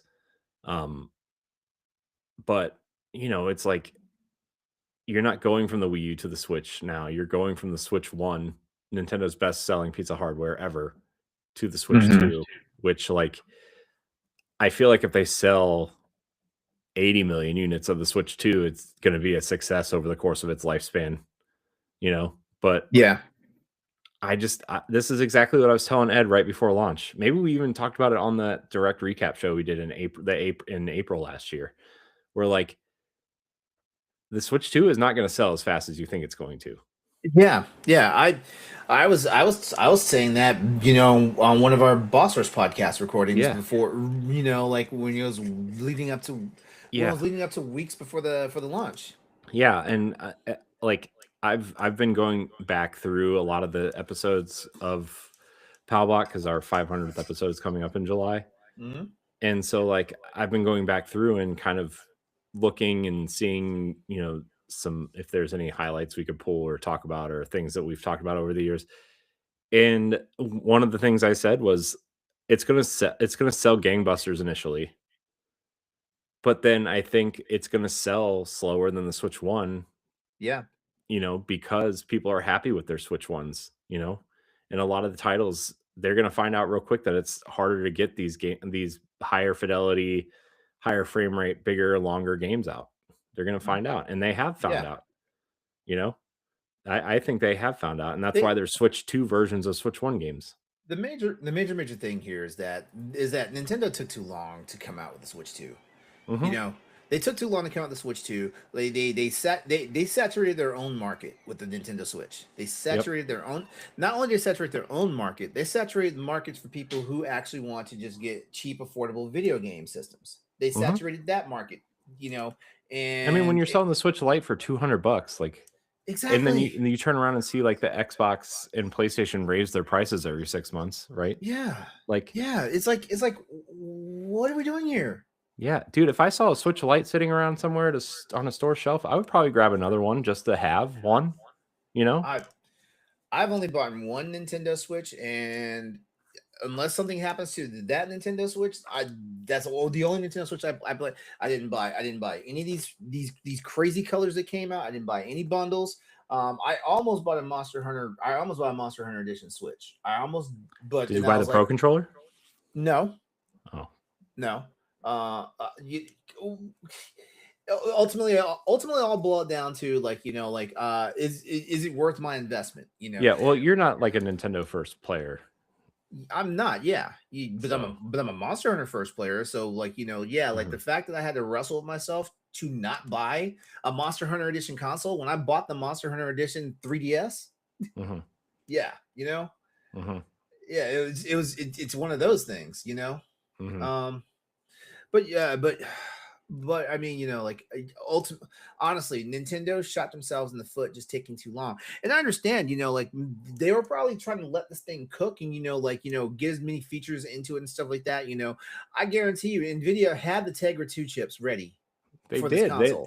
They were leaking, like, an NVIDIA email leaked it in 2023. Remember when the Yeah. Switch Pro rumors were flying around when the OLED came Yep. out?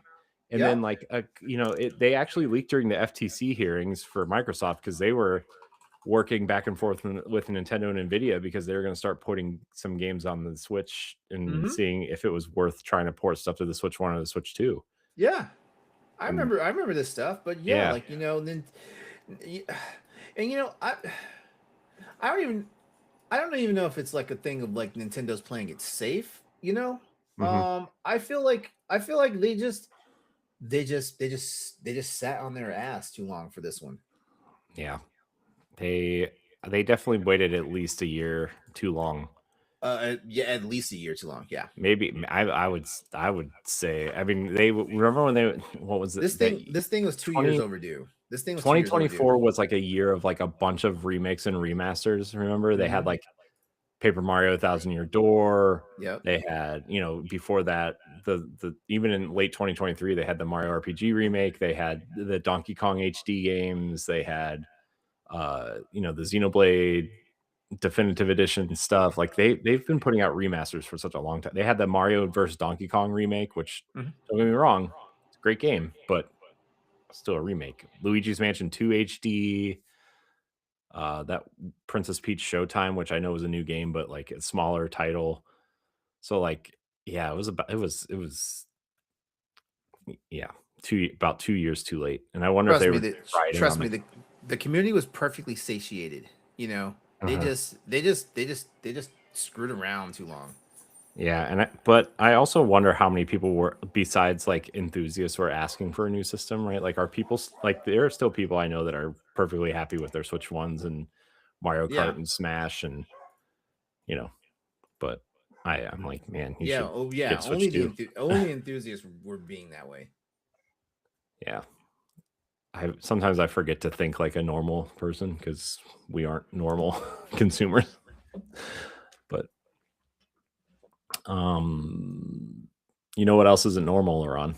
These character designs in Marvel Rivals. Am I right? It's reportedly you can take these butts on the go now, Laurent, because Marvel Rivals is reportedly coming to Switch 2. NetEase and Marvel Games have reportedly confirmed that Marvel Rivals is in development for the Nintendo Switch 2, with developers stating they are actively working on bringing the team-based free-to-play Marvel multiplayer game to the platform, though an official release announcement is still pending. Look, I'm not shocked. Apex Legends got a Switch 2 version. Overwatch 2 is getting Overwatch, just Overwatch now. They dropped the 2, so it's back to Overwatch. Is getting a Switch 2 version this summer. A lot of third-party games are in multiplayer games are coming to Switch 2, so why not Marvel Rivals, right? Yeah. Have you played Marvel Rivals at all? Nah. I haven't either. No, I downloaded it. I wanted to get in on the ground floor, but I was like, nah. I mean, by the time I had enough wherewithal to invest time into it, I think it was too late for me. Yeah, I downloaded it and then I don't remember why I didn't play it, but then I was like, I don't know. People are playing it and I'm seeing them do all these like crazy things online. I'm like, I'm out. Once I see people start doing like things that you couldn't dream of possibly doing, I'm like, I'm out. I'm done. Can't do it. I'll stick to whatever expansion Destiny is not putting out. That's my multiplayer love. So, also multiplayer game coming to Switch 2 is Minecraft Dungeons 2, announced quietly at Minecon or Minecraft Live, sorry, which is the online Minecraft showcase. It's a sequel to it's kind of like a Diablo light set in the Minecraft universe. The first one was really kind of fun. I played it on Game Pass for a while. It was neat. It was interesting. The sequel will feature new locations, enemies, loot, and high stakes combat. It can be played solo or cooperatively with up to 4 players as they work together to stop a new major threat threatening the world of Minecraft. Great. Cool. I have nothing else to say about that. You sound so enthusiastic. I mean, that first one was okay, but it didn't sell well. It just, any spinoff of Minecraft just doesn't do well. People just want Minecraft. Yeah. They just want Minecraft. So I'm kind of shocked that they did a second one. Because the last couple of Minecraft spinoffs they didn't sell very well. I wonder if this one will do better though, just because the movie did so well and people just are hungry for Minecraft stuff. But I don't know. I feel like they're putting too much on that. They're fast tracking a sequel to the movie. Yeah, I know that. I know They that just part. they just cast a villain. Who's the villain? Who did they just cast as a villain in that? I haven't been paying that much attention to the news about the Minecraft movie. No, I'm not either. It was just someone was just someone was cast as the villain in there, and I don't remember who it was. Someone big, but now I forget. Well, I mean, I don't know. Whatever. It's not important. Nobody really cares. Next bit of news. Next thing. All right. Last thing. This is small. It's just this is more hilarious than actual news, but Miis are starting to swear in Tomodachi Life Living the Dream, Laron. Players trying the demo for Tomodachi Life Living the Dream discovered that Miis can apparently swear and say inappropriate words without any language filter, leading to funny and unexpected in-game conversations.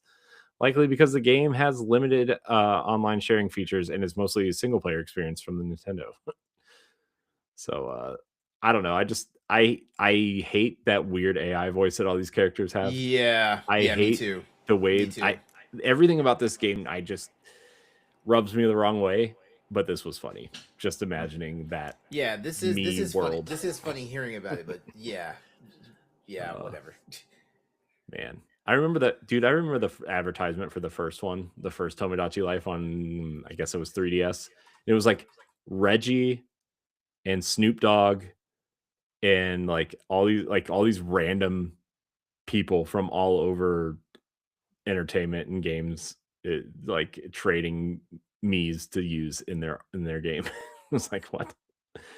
It was just funny because Reggie and Snoop Dogg were like together. That those are just two people you don't think about seeing together. But I mean, Snoop Dogg and Martha Stewart are also people you don't think should be together, and they're best friends. So who knows? Yeah, I mean that was a long that's by this point, if you have gotten used to that though, I don't understand you. No, I know, but it just on paper that just sounds like something that. Yeah. All right, Laurent, let's get into Pack Watch. Here are the games that you can buy on your Nintendo Switch and Switch 2 this week. Starting on March 31st, which by the time this comes out to the public will be 2 days ago. South of Midnight, Weaver's Edition is coming to Nintendo Switch for $39.99. The award-winning South of Midnight is a spellbinding third-person action-adventure game set in the American Deep South. As Hazel, you will explore the mythos and encounter creatures of Southern folklore in a macabre and fantastical world. Macabre, whatever. That word always trips me up. I know what it is, and it always trips me up. It was almost like you're about to say paper mache. I mean, could. When disaster strikes her hometown, Hazel is called to become a weaver, a magical mender of broken bonds and spirits. Imbued with these new abilities, Hazel will confront and subdue dangerous creatures, untangle the webs of her own family's shared past, and if she's lucky, find her way to a place that feels like home. This next one I'm really excited for: Super Meat Boy 3D for $24.99. Hold that thought. Real quickly.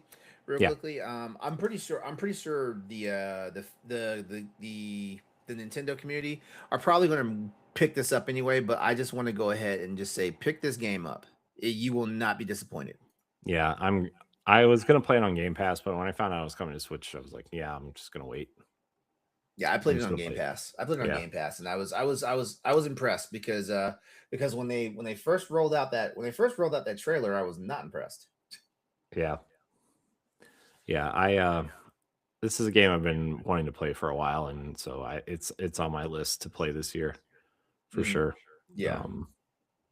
So I thought the art style was really interesting and unique, and you don't really get stories like this, especially in a time like this, where anything culture related, racial or not, is like, better be careful. You don't want to do the wrong thing, but I think this game looked interesting from the get-go, and I'm excited to play it. I mean, the wrong people are being snowflakes about this stuff. The wrong people. That's also true. So, Also on 331, Super Meat Boy 3D for $24.99. I love Super Meat Boy. It's one of my favorite platformers, maybe ever. Super Meat Boy 3D Wait. Are you being for real, or is that sarcasm? No, I really love Super Meat Boy. Sometimes I can't tell with you. No, I really Matthew Keel actually turned me on to Super Meat Boy. Okay. Yeah. I just didn't anticipate that because I feel like I know what type of gamer you are. I love Super Meat Boy. I like 2D platformers a lot.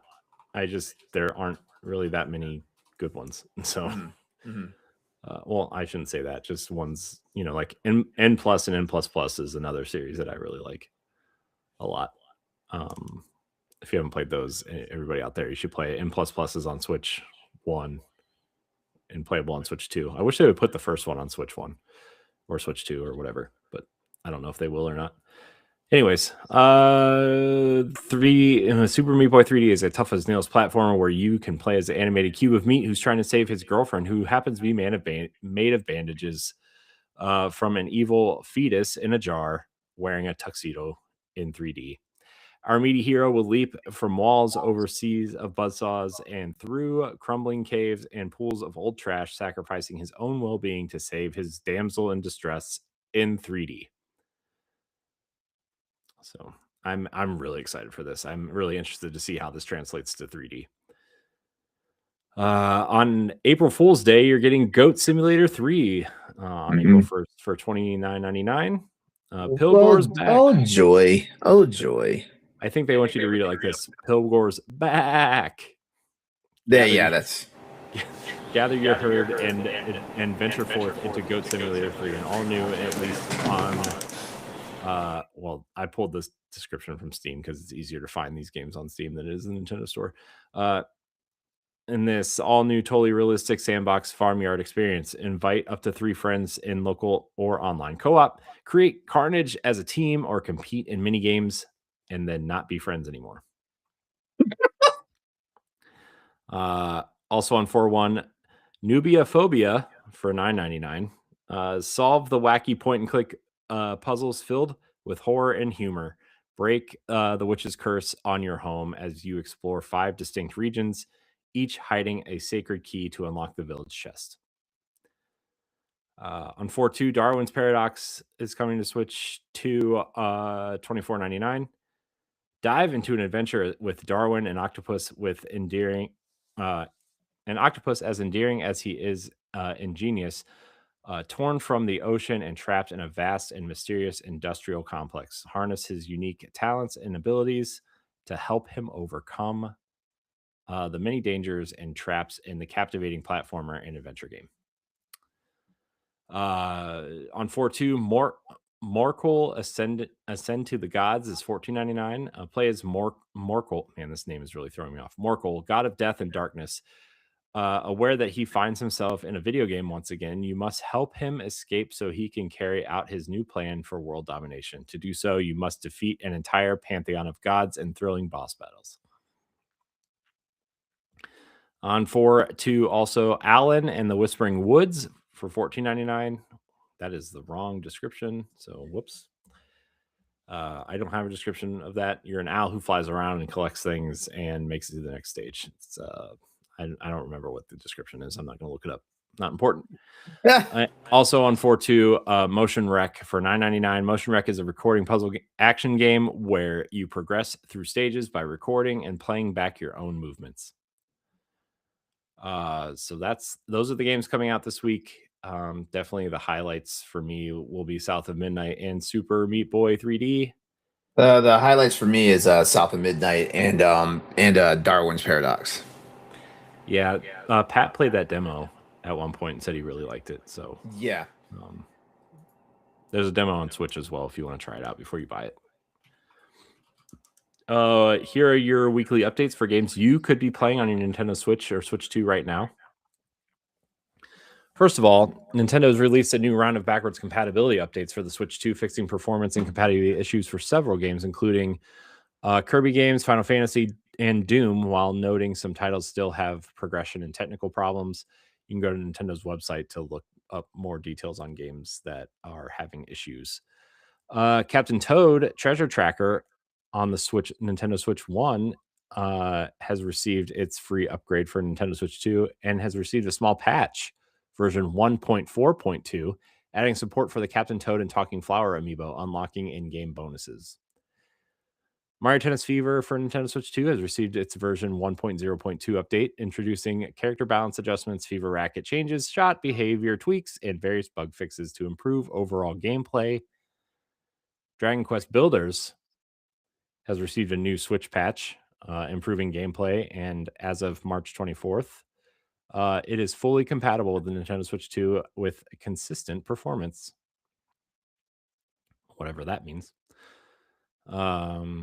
Monster Hunter Stories 3 Twisted Reflection for Nintendo Switch 2 will receive a free summer update, adding powerful royal monsters for tougher battles, with additional paid DLC also in development.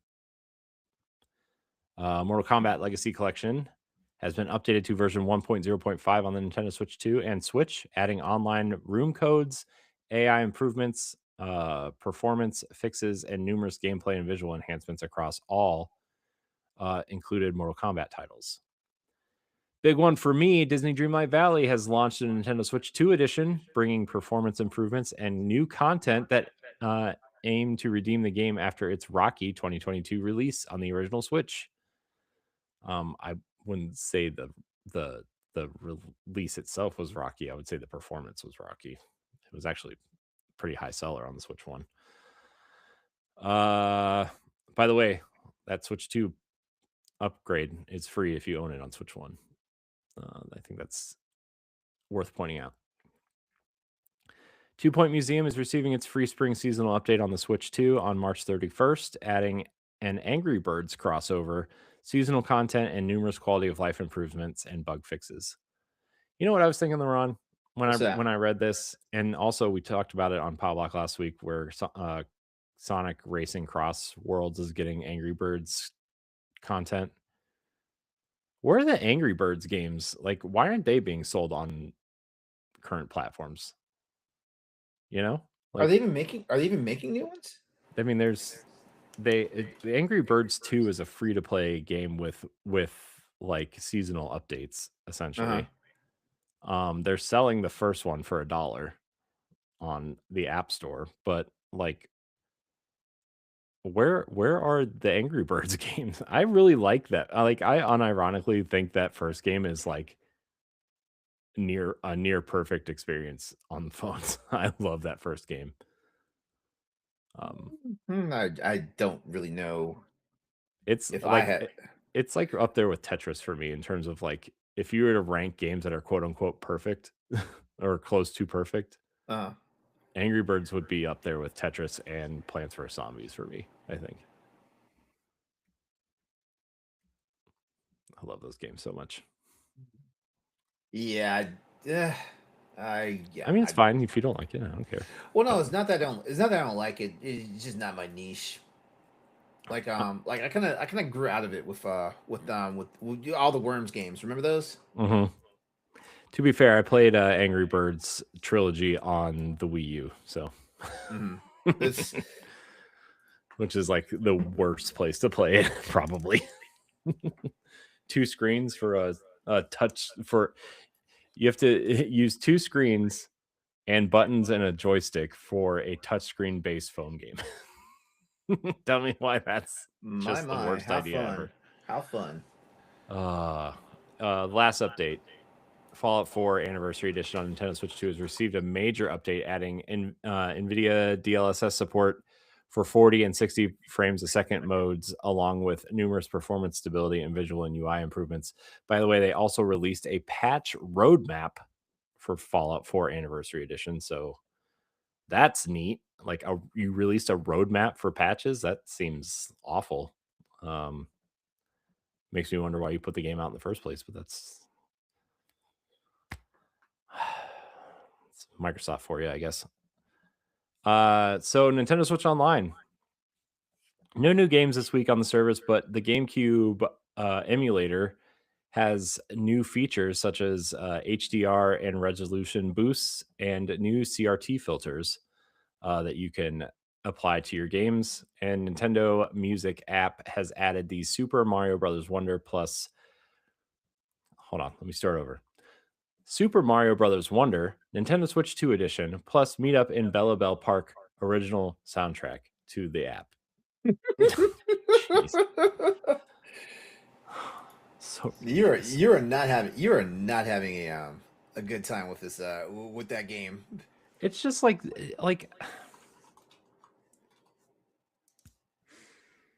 these titles of these games, man. I get that you're making a Nintendo Switch 2 edition, and I get that you're adding content to it. And I understand you have to make that very clear. But the fact that this name won't even fit in a YouTube video title description means it's too long. That's all I'm saying.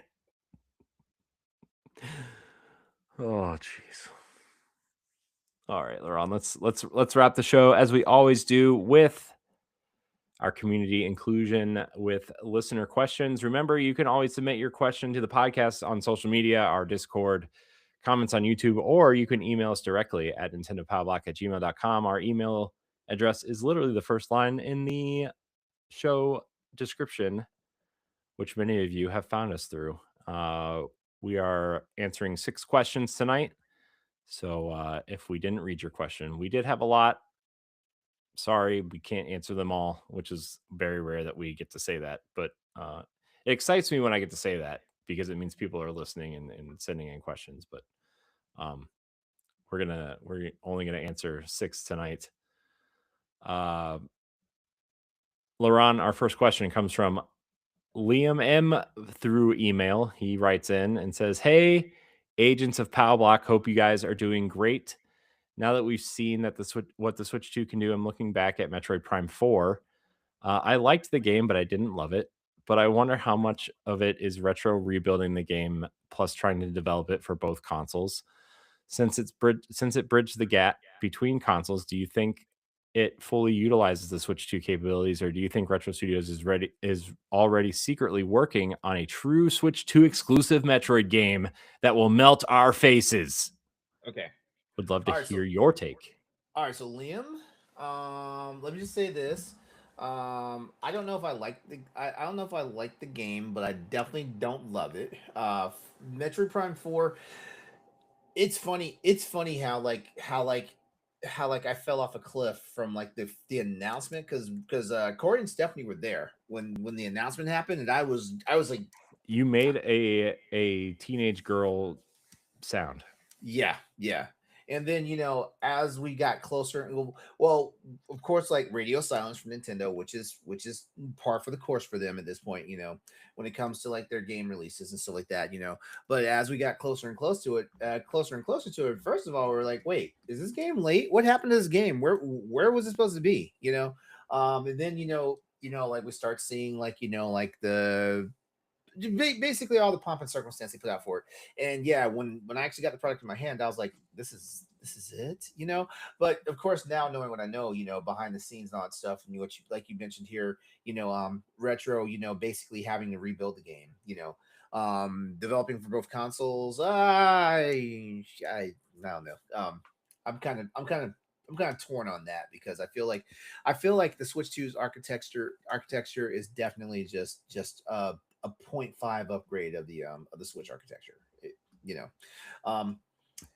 But I think you and our thoughts are one with this whole thing that retro is probably cooking up a new game that will be exclusive to Switch 2 and will actually do something that will actually utilize like not just the hardware but also new features because if I'm being honest with you, it literally seemed like we were just retreading other Metroid games, except in a different environment. And the only thing they thought to do was give us, NPCs that actually spoke at us at certain points.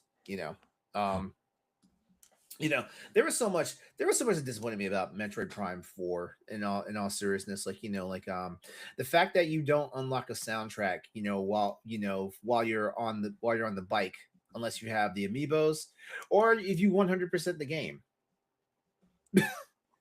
Better keep playing the game, Laurent. Yeah, no. No. As a Or matter of forget fact, that you pre-ordered the amiibo and then they show up at your house randomly one December afternoon. so wait, you have multiples of one? I'll take one off your hands. No, I have one of each one, but I forgot that I ordered them. Oh, I oh, didn't really okay. want them. Yeah. Yeah, but yeah, I think retro is definitely like, if Nintendo is still having trust and faith in retro, which I think why they'd be crazy not to. I feel like retro is the only studio that's going to be able to do any justice to the Metroid Prime series, considering they fired another company. Mhm. But yeah, I think retro definitely has something up their sleeve, and so I'm hoping it doesn't take 5 years for the game to come out because because technically it felt like we almost lost an entire console cycle waiting for Metroid Prime 4. Metroid Prime 4 came out right at the very end, you know, right at the very end, like the band was already packing up the instruments and the speakers and wrapping up the cables and all that stuff. And here comes the encore performance. Um, but I'm looking forward to, actually, honestly, I'm also thinking that, yeah, like there might be something going on. They might add some new features into it if they're not 100% all in on making a new Metroid Prime title. But as Corey and I spoke earlier in the show, like I'm more of a 2D or a 2.5D Metroid person at this point. So like I'd rather us have two new Metroid games in that vein, versus a half-ass Metroid Prime game, which is the way I feel about Metroid Prime 4. Um, so I I mean, I like Metroid Prime. I'm not a huge Metroid Prime person, so like everything that happened in Metroid Prime 4 that I played didn't really bother me because it's just to me I just felt like whatever. But um I think the next game you're going to see from Retro is the Star Fox game that they were working on before they started working on this, and they shelved it. It was supposed to be shown off at E3, gosh, 2020, 2021, somewhere in there. It must have been COVID year. No, because people were going in person. Um, I forget when it was supposed to be shown, but every single game on that leak that came out from that was Nintendo related has come out except for that Star Fox game, and we know that that was the game that Retro was working on. So I don't know if it's going to blow you away. I do think whatever the next 3D Metroid game is going to be will probably be Retro, will probably be Metroid Prime 5 because they've already come out and said that they have plans for a trilogy. Um, that they had to rework what they originally thought they would do for Metroid Prime 4 because they weren't the original developers on this. But 5 and 6 will definitely happen probably at some point if Retro doesn't get shut down or something. Um, Yeah. so, which gives me hope that they at least have a roadmap or a plan of what they would like to do. Um, but I don't know if that gives anybody hope or makes people scared because they didn't like 4. But I think you do kind of have to take into consideration that the previous developer they had to rework the stuff that was already being developed instead of starting from scratch Here's uh, the because here's the Nintendo already major invested too much money into it. I guess apparently was the here's the story. major here's the major problem with this. And this is where I think it's going to be a nightmare situation. Metroid Dread puts so much interest into the Metroid franchise for new gamers, that not only did the NSO like get an uptick, in like subscribers, for people who want to play the GBA versions, like the Metroid Prime remaster, came out, and like it sold like hotcakes, and it was a stealth drop, you know, it sold like hotcakes. So yeah, like I think this Metroid Prime 4 probably did some serious harm to new entries into the series. And by new entries I mean new players, new people who wanted to see what Metroid's about. That Mhm. this is going to this is going to hurt Metroid Prime 5. Yeah, the people who are going to get Metroid Prime 4 are going to get Metroid Prime. I'm sorry, 5. The people who are going to get Metroid Prime 5 are going to get Metroid Prime 5. They are. They are. I'm probably one of those. But I am hesitant now because of Metroid Prime 4. So yeah, like more than likely, I won't be a day one or a launch kit. You know, because I was already having trepidations about the game once we started hearing about like the freaking NPCs like screaming at you every 2 seconds. I was already like, But do okay, they? I'm not. They don't. No, they don't. But at the same time, it's like it was just like I've kind of heard enough, and it just kind of put a bad taste in my mouth. Yeah. Does it help any that they know what they want to do with the story It at all? helps. Yeah, And it that does. It does help. that they kind of already kind of know what they want to do despite what they had to rework in this one? Yeah, I mean, yeah, it does help. I mean, but the problem is for like I guess I'll just call myself a diehard. I guess for a diehard like myself, the problem is now like like you kind of you kind of like snapped at my hand, you know, and Mm, uh and that's the part that like anyone who's been bit hard by a dog one time is always going to be always going to be wary about how they how they're going to pet the next dog or if they're even going to pet the dog, you know what I mean? mhm. Yeah. No, I get it. Yeah. So yeah, I look forward to seeing what Retro does next with Metroid Prime.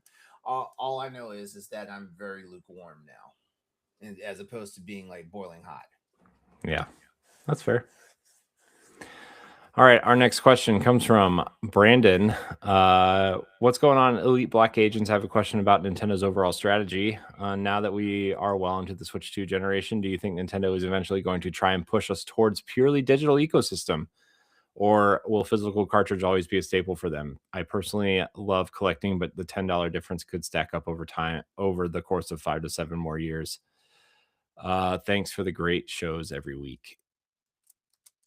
Um, I think Nintendo's in a weird, not a weird situation, but in a situation where they know they can probably get away with this because physical collectors will always buy the physical games, and digital Hmm. collectors have already made up their minds of going digital. And this is just a way for them to have their cake and eat it too. I think they see that telemetry. Uh, the about a year ago, we were talking about how Nintendo canceled their gold coins program, which is like, you know, you get for every $10 you spend, you get, I don't know, like 10 points or something. And like every every every new game you purchase digitally, you got 30 or you got like 3 times as many gold coins as you did physical games. And so I think this is just them replacing that idea because people were spending those gold coins on games anyway. And it was every 2 new games you would get you about $10. So this seems like this is kind of filling that gap as well as, yeah, I'm sure Nintendo wants you to buy digital because they get 100% of the money instead of, you know, 60, 70% of it. So, so they don't have to pay the box stores a percentage. They don't have to pay shipping drivers. They don't have to print box art cartridges, shipping costs, paper, any inserts that come with these games. Like it saves a lot of money for them, So running a data center with the game on it that you can download from, in all honesty, is probably cheaper in the long run than having a box sit on a Target shelf for 6 months and sell or not sell. Um, so I don't know. What do you think, Laron? Uh, I think I do. I I don't think I don't think Nintendo is going to like try to like steer people towards a fully digital ecosystem, Hmm. but I do feel like like in their attempts to save money and cut costs, like like we could probably see a marked percentage less of physical releases, because like as explained earlier, it does cost money to make to produce these cartridges and stuff like that. So yeah, so I don't see them making the obvious push to being all digital. I do see a world where like a world where like like physical releases of games are going to be like almost like numbered editions, basically. Like for example, like a Super Mario game might only print like I don't know. This is just a wild number. Like I don't even know if they would do this. The might print 10 million copies of a physical game. And that's just a wild number to me, because even though I know like there's been what's well, actually no, that's a bad question, 'cause I was gonna say what's a game that's sold like an ungodly number of units, but like the units are usually digital plus physical sales, so that's a bad question. Yeah. But yeah, like I feel like we're gonna wind up in a landscape, and this is not just with first party Nintendo games. I think this will probably happen across the board for all the marketplaces that have physical releases. We're going to get to a point where, like like the only way to buy the game, well, the only way to ensure you get a copy of the game is going to be a digital release, because Hmm. like physical releases are going to get scarce. They're Hmm. only going to they're only going to print like XYZ amount of games, on physical. And now that digital storefronts have like digital storefronts are now like a thing of it's like it's something that exists now in our gaming environment. Like yeah, 15 years ago, like that was kind of a weird thing to do. Like, oh, gonna buy a I'm gonna buy and download a game. That was kind of a weird thing that people thought about. But Hmm. now it's like I don't feel like going to the store and dealing with. I don't feel like going to Walmart and dealing with random people in Walmart, or going to the mall and having people heckle me, to buy their products. You know, now it's like a way of life, to buy digital releases. Hmm. And if you're PC gamer, you also already know this stuff. But yeah, but that's my take on it. I feel like physical games aren't going anywhere, but physical games are going to go the route where like like it's You they're gonna think hmm? you think games will get something like, you think these companies will come up with something like the Criterion Collection, essentially, of like, we're going to sell this game digitally, but like a year from now, depending on how well it sells, we're going to sell like this special edition with like a steel book and an art book, and like like basically the way collector's weren't editions are now, but like yeah they'll come out like a year later. weren't they already doing this? And remember when we used to have Game of the Year editions? Hmm. you know we had Yeah. Game of the Year editions that like these are for the people who were patient and waited for the game to release, plus all the expansion content to release, plus all the bonus stuff. Hmm. um like you Well, know in the physical game market, those ones are actually like, people actually want those versions now because it's the complete game on the it's the disc. complete game on the disc. Yeah. No patches, like all the patches are on there, all the DLC is Mm-hmm. on there, all like it's preferred if you want to have a physical, like a straight up physical, not required to connect to the internet collection. Exactly. Um, which is funny because like the collector's market, remember like the greatest hits editions or whatever, like the red spine on the PS2. Like if you were a collector, you're like, I don't want those at all. I Yeah. want the black label. It's funny Good. too. It's funny too because some of those games were also like different versions of the game, even though technically they were the exact same game, Hmm. except there may have been a patch or something, or there might have been something that like helped it with gaming efficiency or whatnot. Or Yeah, like so translation was a big one too. Like they fixed yeah, they fixed translations. And translations. Yep. yeah, man, the good old days, huh? You know, Simpler I don't times. I don't know if I missed them. I don't know if I missed them. Is That's the wild part. Yeah, I don't know if I miss anything anymore. um I do have to say though, going digital on Nintendo hardware was the hardest decision out of the three consoles, in my opinion, for me at least. Uh-huh. But I did end up doing it, except for like games that I really, really, truly love, like Zelda and Fire Emblem and certain Mario games. Like I have those physically, but like I also own them digitally. Those are for like a look at my cool shelf displaying things, plus like what if something terrible happens to the world. But at that point, I think we're probably have bigger problems on our hands. So I'm not that pressed. Like I can just go out and buy the slit cases and like print myself a copy on super high gloss paper of the actual art. yeah, or you can go on eBay and just buy the cases for $15 apparently now. Yeah. Yeah. Um, so which is also cool, I guess. But all right, our next question comes from Ashley K. Writes in again.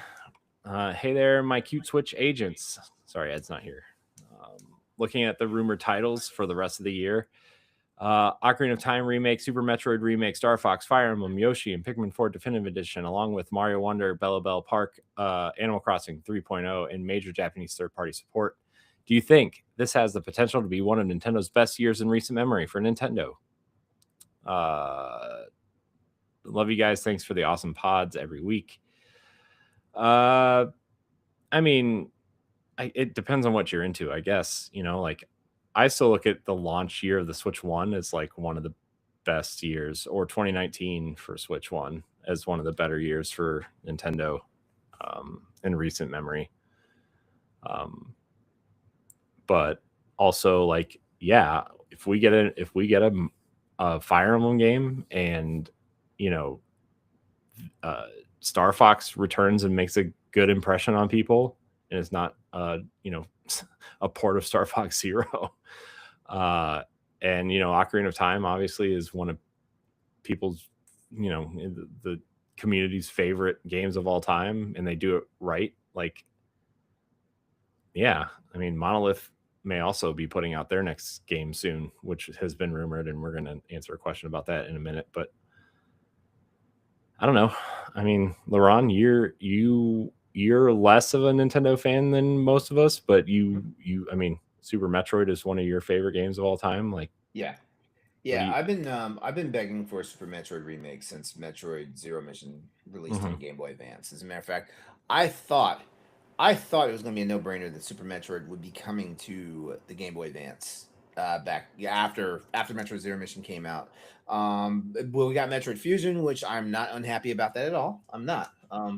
I will say, like if we're getting Super Metroid remake and Super Metroid remake that apparently is in the same vein of Metroid Dread, I have low expectations. So like this would actually be a super year for me to be a Nintendo Switch 2 owner.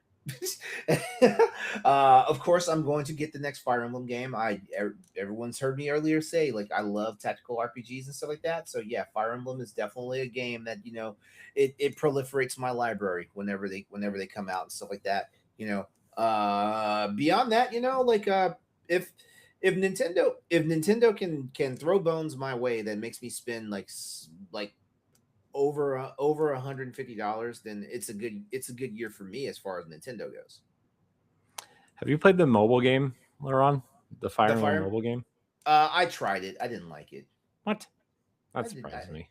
I didn't really. Well, I am not a mobile. I'm not really a mobile gamer, and it's funny too because like I mean, there have been sorry. some games that have come out on the mobile platform that I've actually tanked a bunch of hours into, but the Fire Emblem game. And maybe it's because I was playing it on my phone. Maybe if I play it on the tablet, maybe it'd be feel a little different. I don't know. That kind of surprises me a little bit, just because it feels like out of all the mobile games, especially the ones that Nintendo put out, it feels the least like a mobile game. It feels like the 3DS games, but that's like I mean, obviously it's a taste, and I'm just giving you a hard time because I really like it. But We're talking about Fire Emblem Heroes, right? yeah, they put out a new one that wasn't very good. Maybe I'll have to give this a second look. They did put out a new one that like it doesn't seem like people care that much about, but also I'm not in the I'm not in the mobile scene, checking out what people like and don't like in the mobile scene. So sorry guys, all you mobile gamers out there. Yeah, I mean, I guess this year, like again, just to wrap it up, I guess. Fire Emblem's coming out this year, and if we get another Zelda game, right, whether it's a remake or a new game or a remaster or something, then sure, why not? I'm ready to go.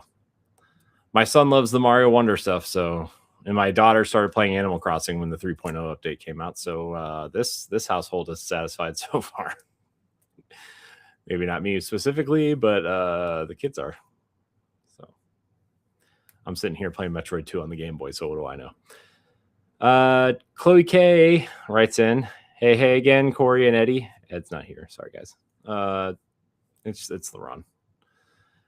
You know what it is? This is that turning point in Family Matters when Steve Urkel makes the machine where he becomes Stefan. Stefan. That's what this is. You're just Edward Stefan. That's what you are. I'm just kidding, LeRon. Don't cry. My feelings weren't hurt. I know. I'm just getting loopy, you know. It's rounding that corner of the night. So one of the best parts of the Switch 2 is seeing third-party developers finally bring their massive modern games to this Nintendo handheld without having to make them look like blurry, unoptimized embarrassments for games. What is one current gen third-party game that isn't on the system yet that you think would absolutely blow people's minds if it got a native, well-optimized Switch 2 release? Thanks for the awesome content. Yes, LeRon? The Mass Effect Legendary Edition. Oh, I know. Yeah. Dude.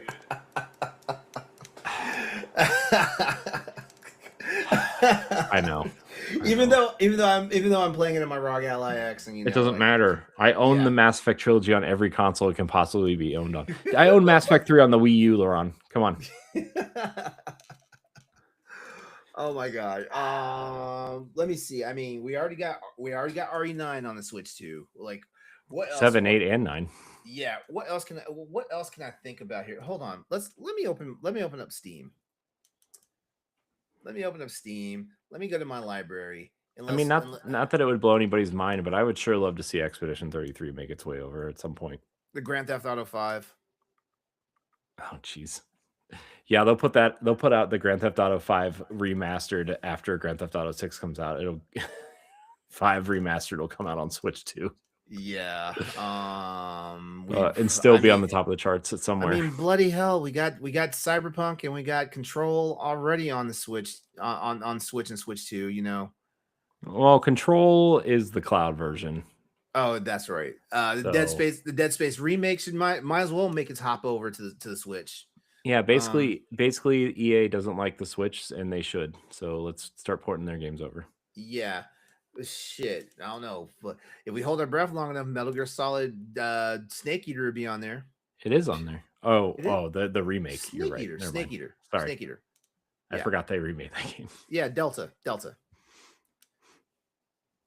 Yeah, hold on. I'm still scrolling through here. The Hellblade game should make an appearance on there. Yeah, well, the first one is on Switch 1. It is? Oh, I Yeah. didn't know that. Yeah. I didn't realize that. Man, that port is really interesting. Let me tell you. There's a lot. I did say a lot about it on our book club that we did on it, but yeah, I think you're going to see Hellblade 2 on Switch 2 at some point. But I think you're going to see a lot of Microsoft games on Switch 2 at some point. Oh, I don't know. I don't doubt it. I do not doubt it.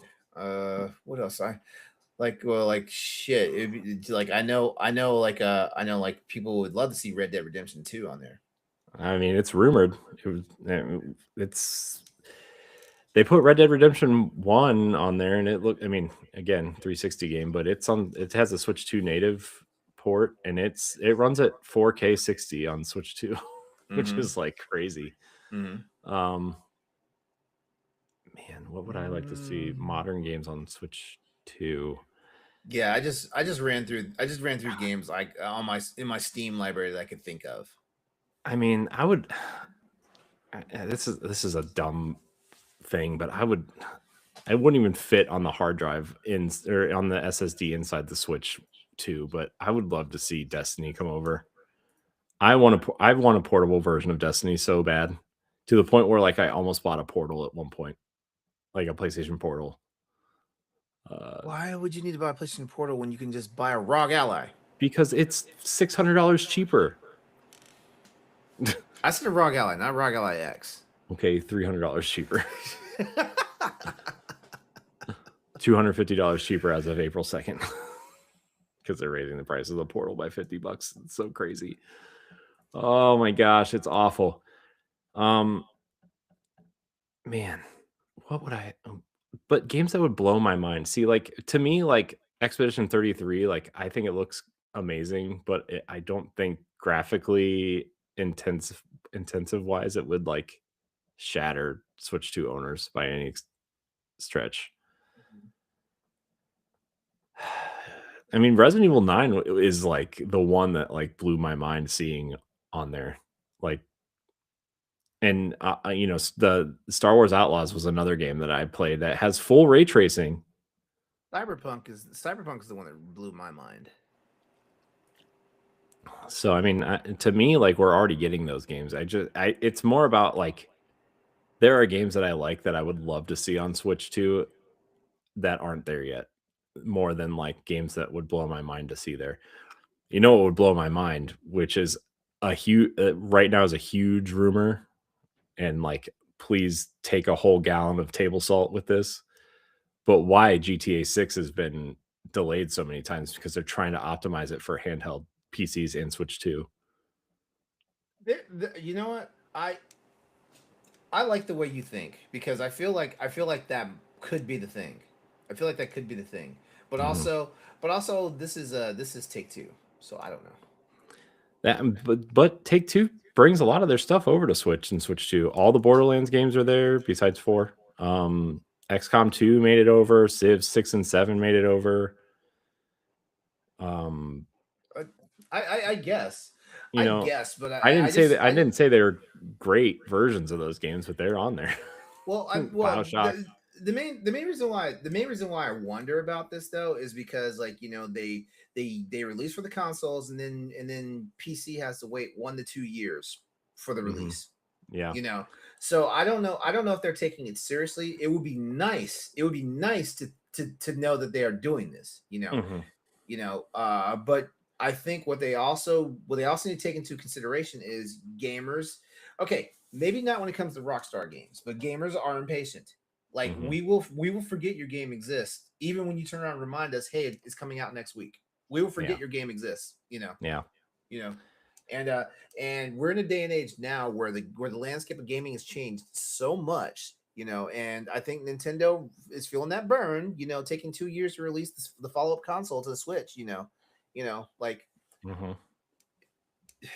It's the landscape of gaming is changing, not just for developing games and shipping games, but also what people are willing to put up with, and that goes for like Chloe said, like optimization, as well as price to performance, price point in general, time it takes to get these games out. Like we talked about it on the Boss Rush podcast. Like why are the Hallmark games that basically define the console cycles? Why are they taking 5-7 years to come out?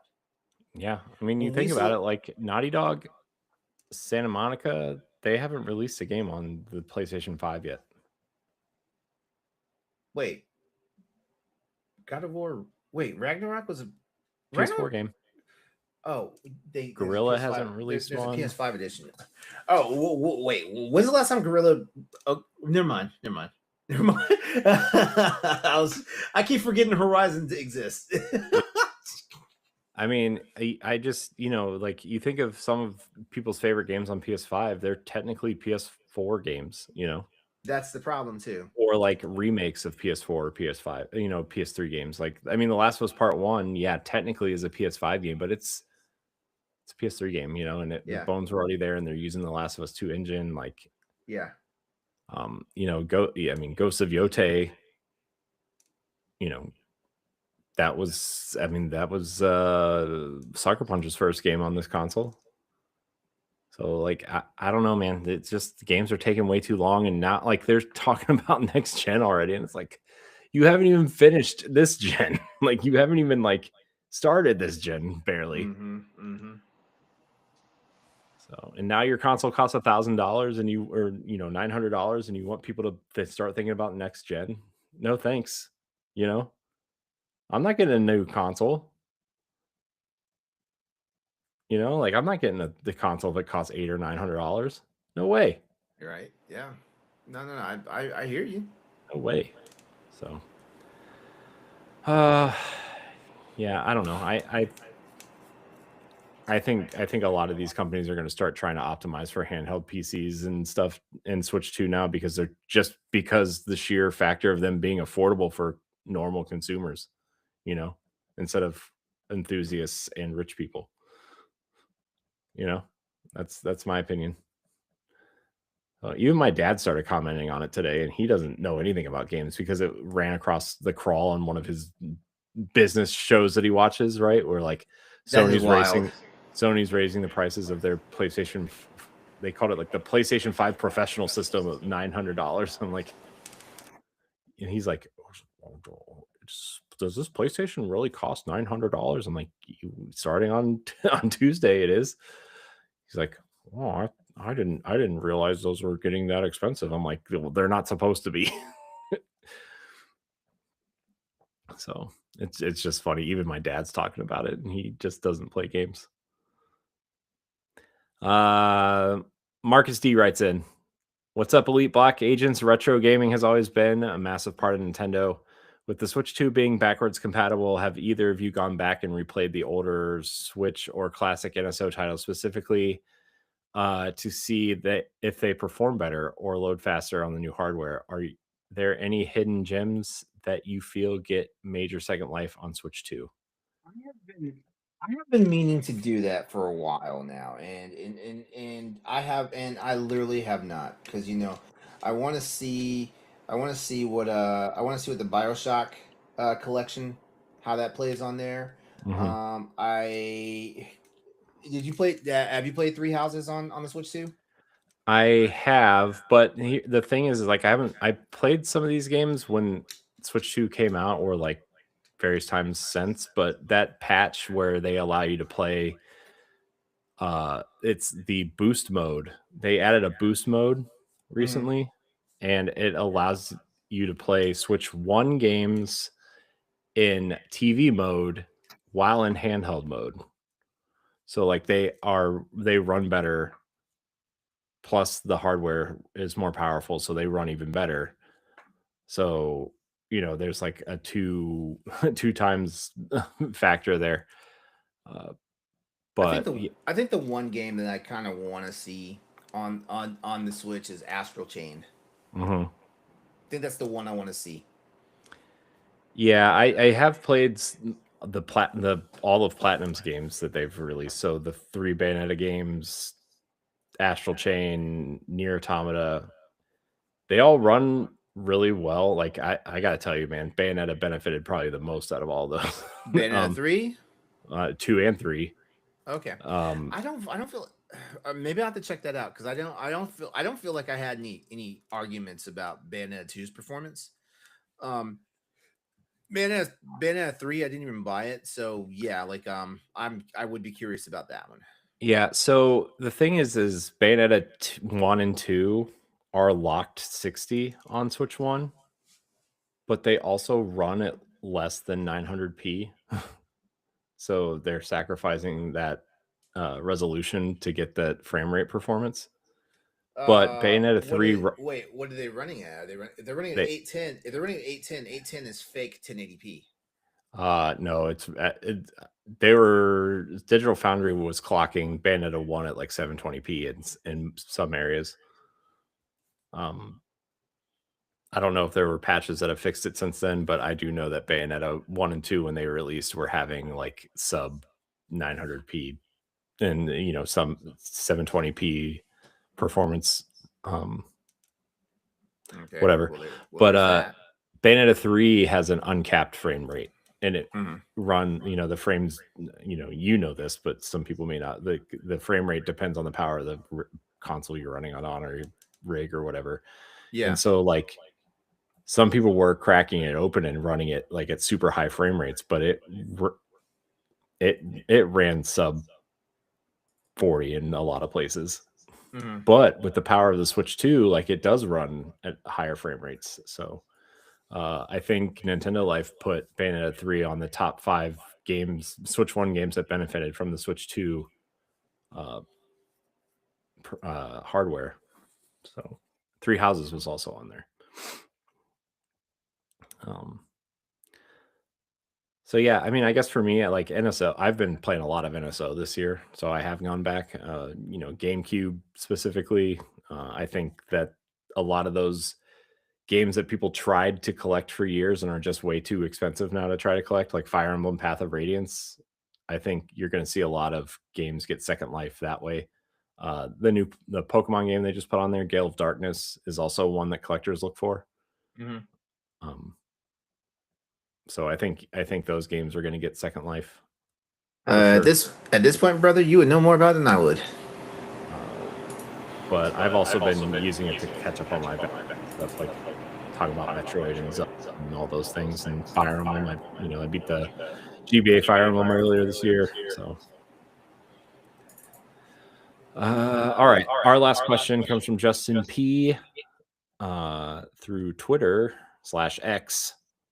Hey guys, Monolith Soft is famous for extracting absolute miracles out of underpowered Nintendo hardware.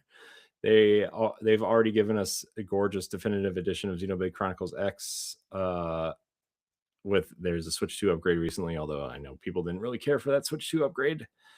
My question is, what do you think Monolith Soft's next brand new built from the ground up IP is going to look like on this new console? If they could do what they did with the original Switch, my brain cannot comprehend what they will pull off on the Switch 2. Neither can mine. Corey, this is completely your wheelhouse on this one. This is actually a question for Ed. Ed's the one that's played all the Xenoblade games. I've only dabbled in most of them. Dabbled. You come off like a hardcore Xenoblade Chronicles person. Who? Me? You? How? Where? You're Why? always talking about playing these games. You're always talking about looking forward to these games when they come out. I am looking forward to playing them someday.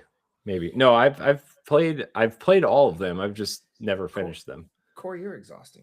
I know I am. I'm terrible. I'm a terrible Nintendo fan. You, sir. You. I know.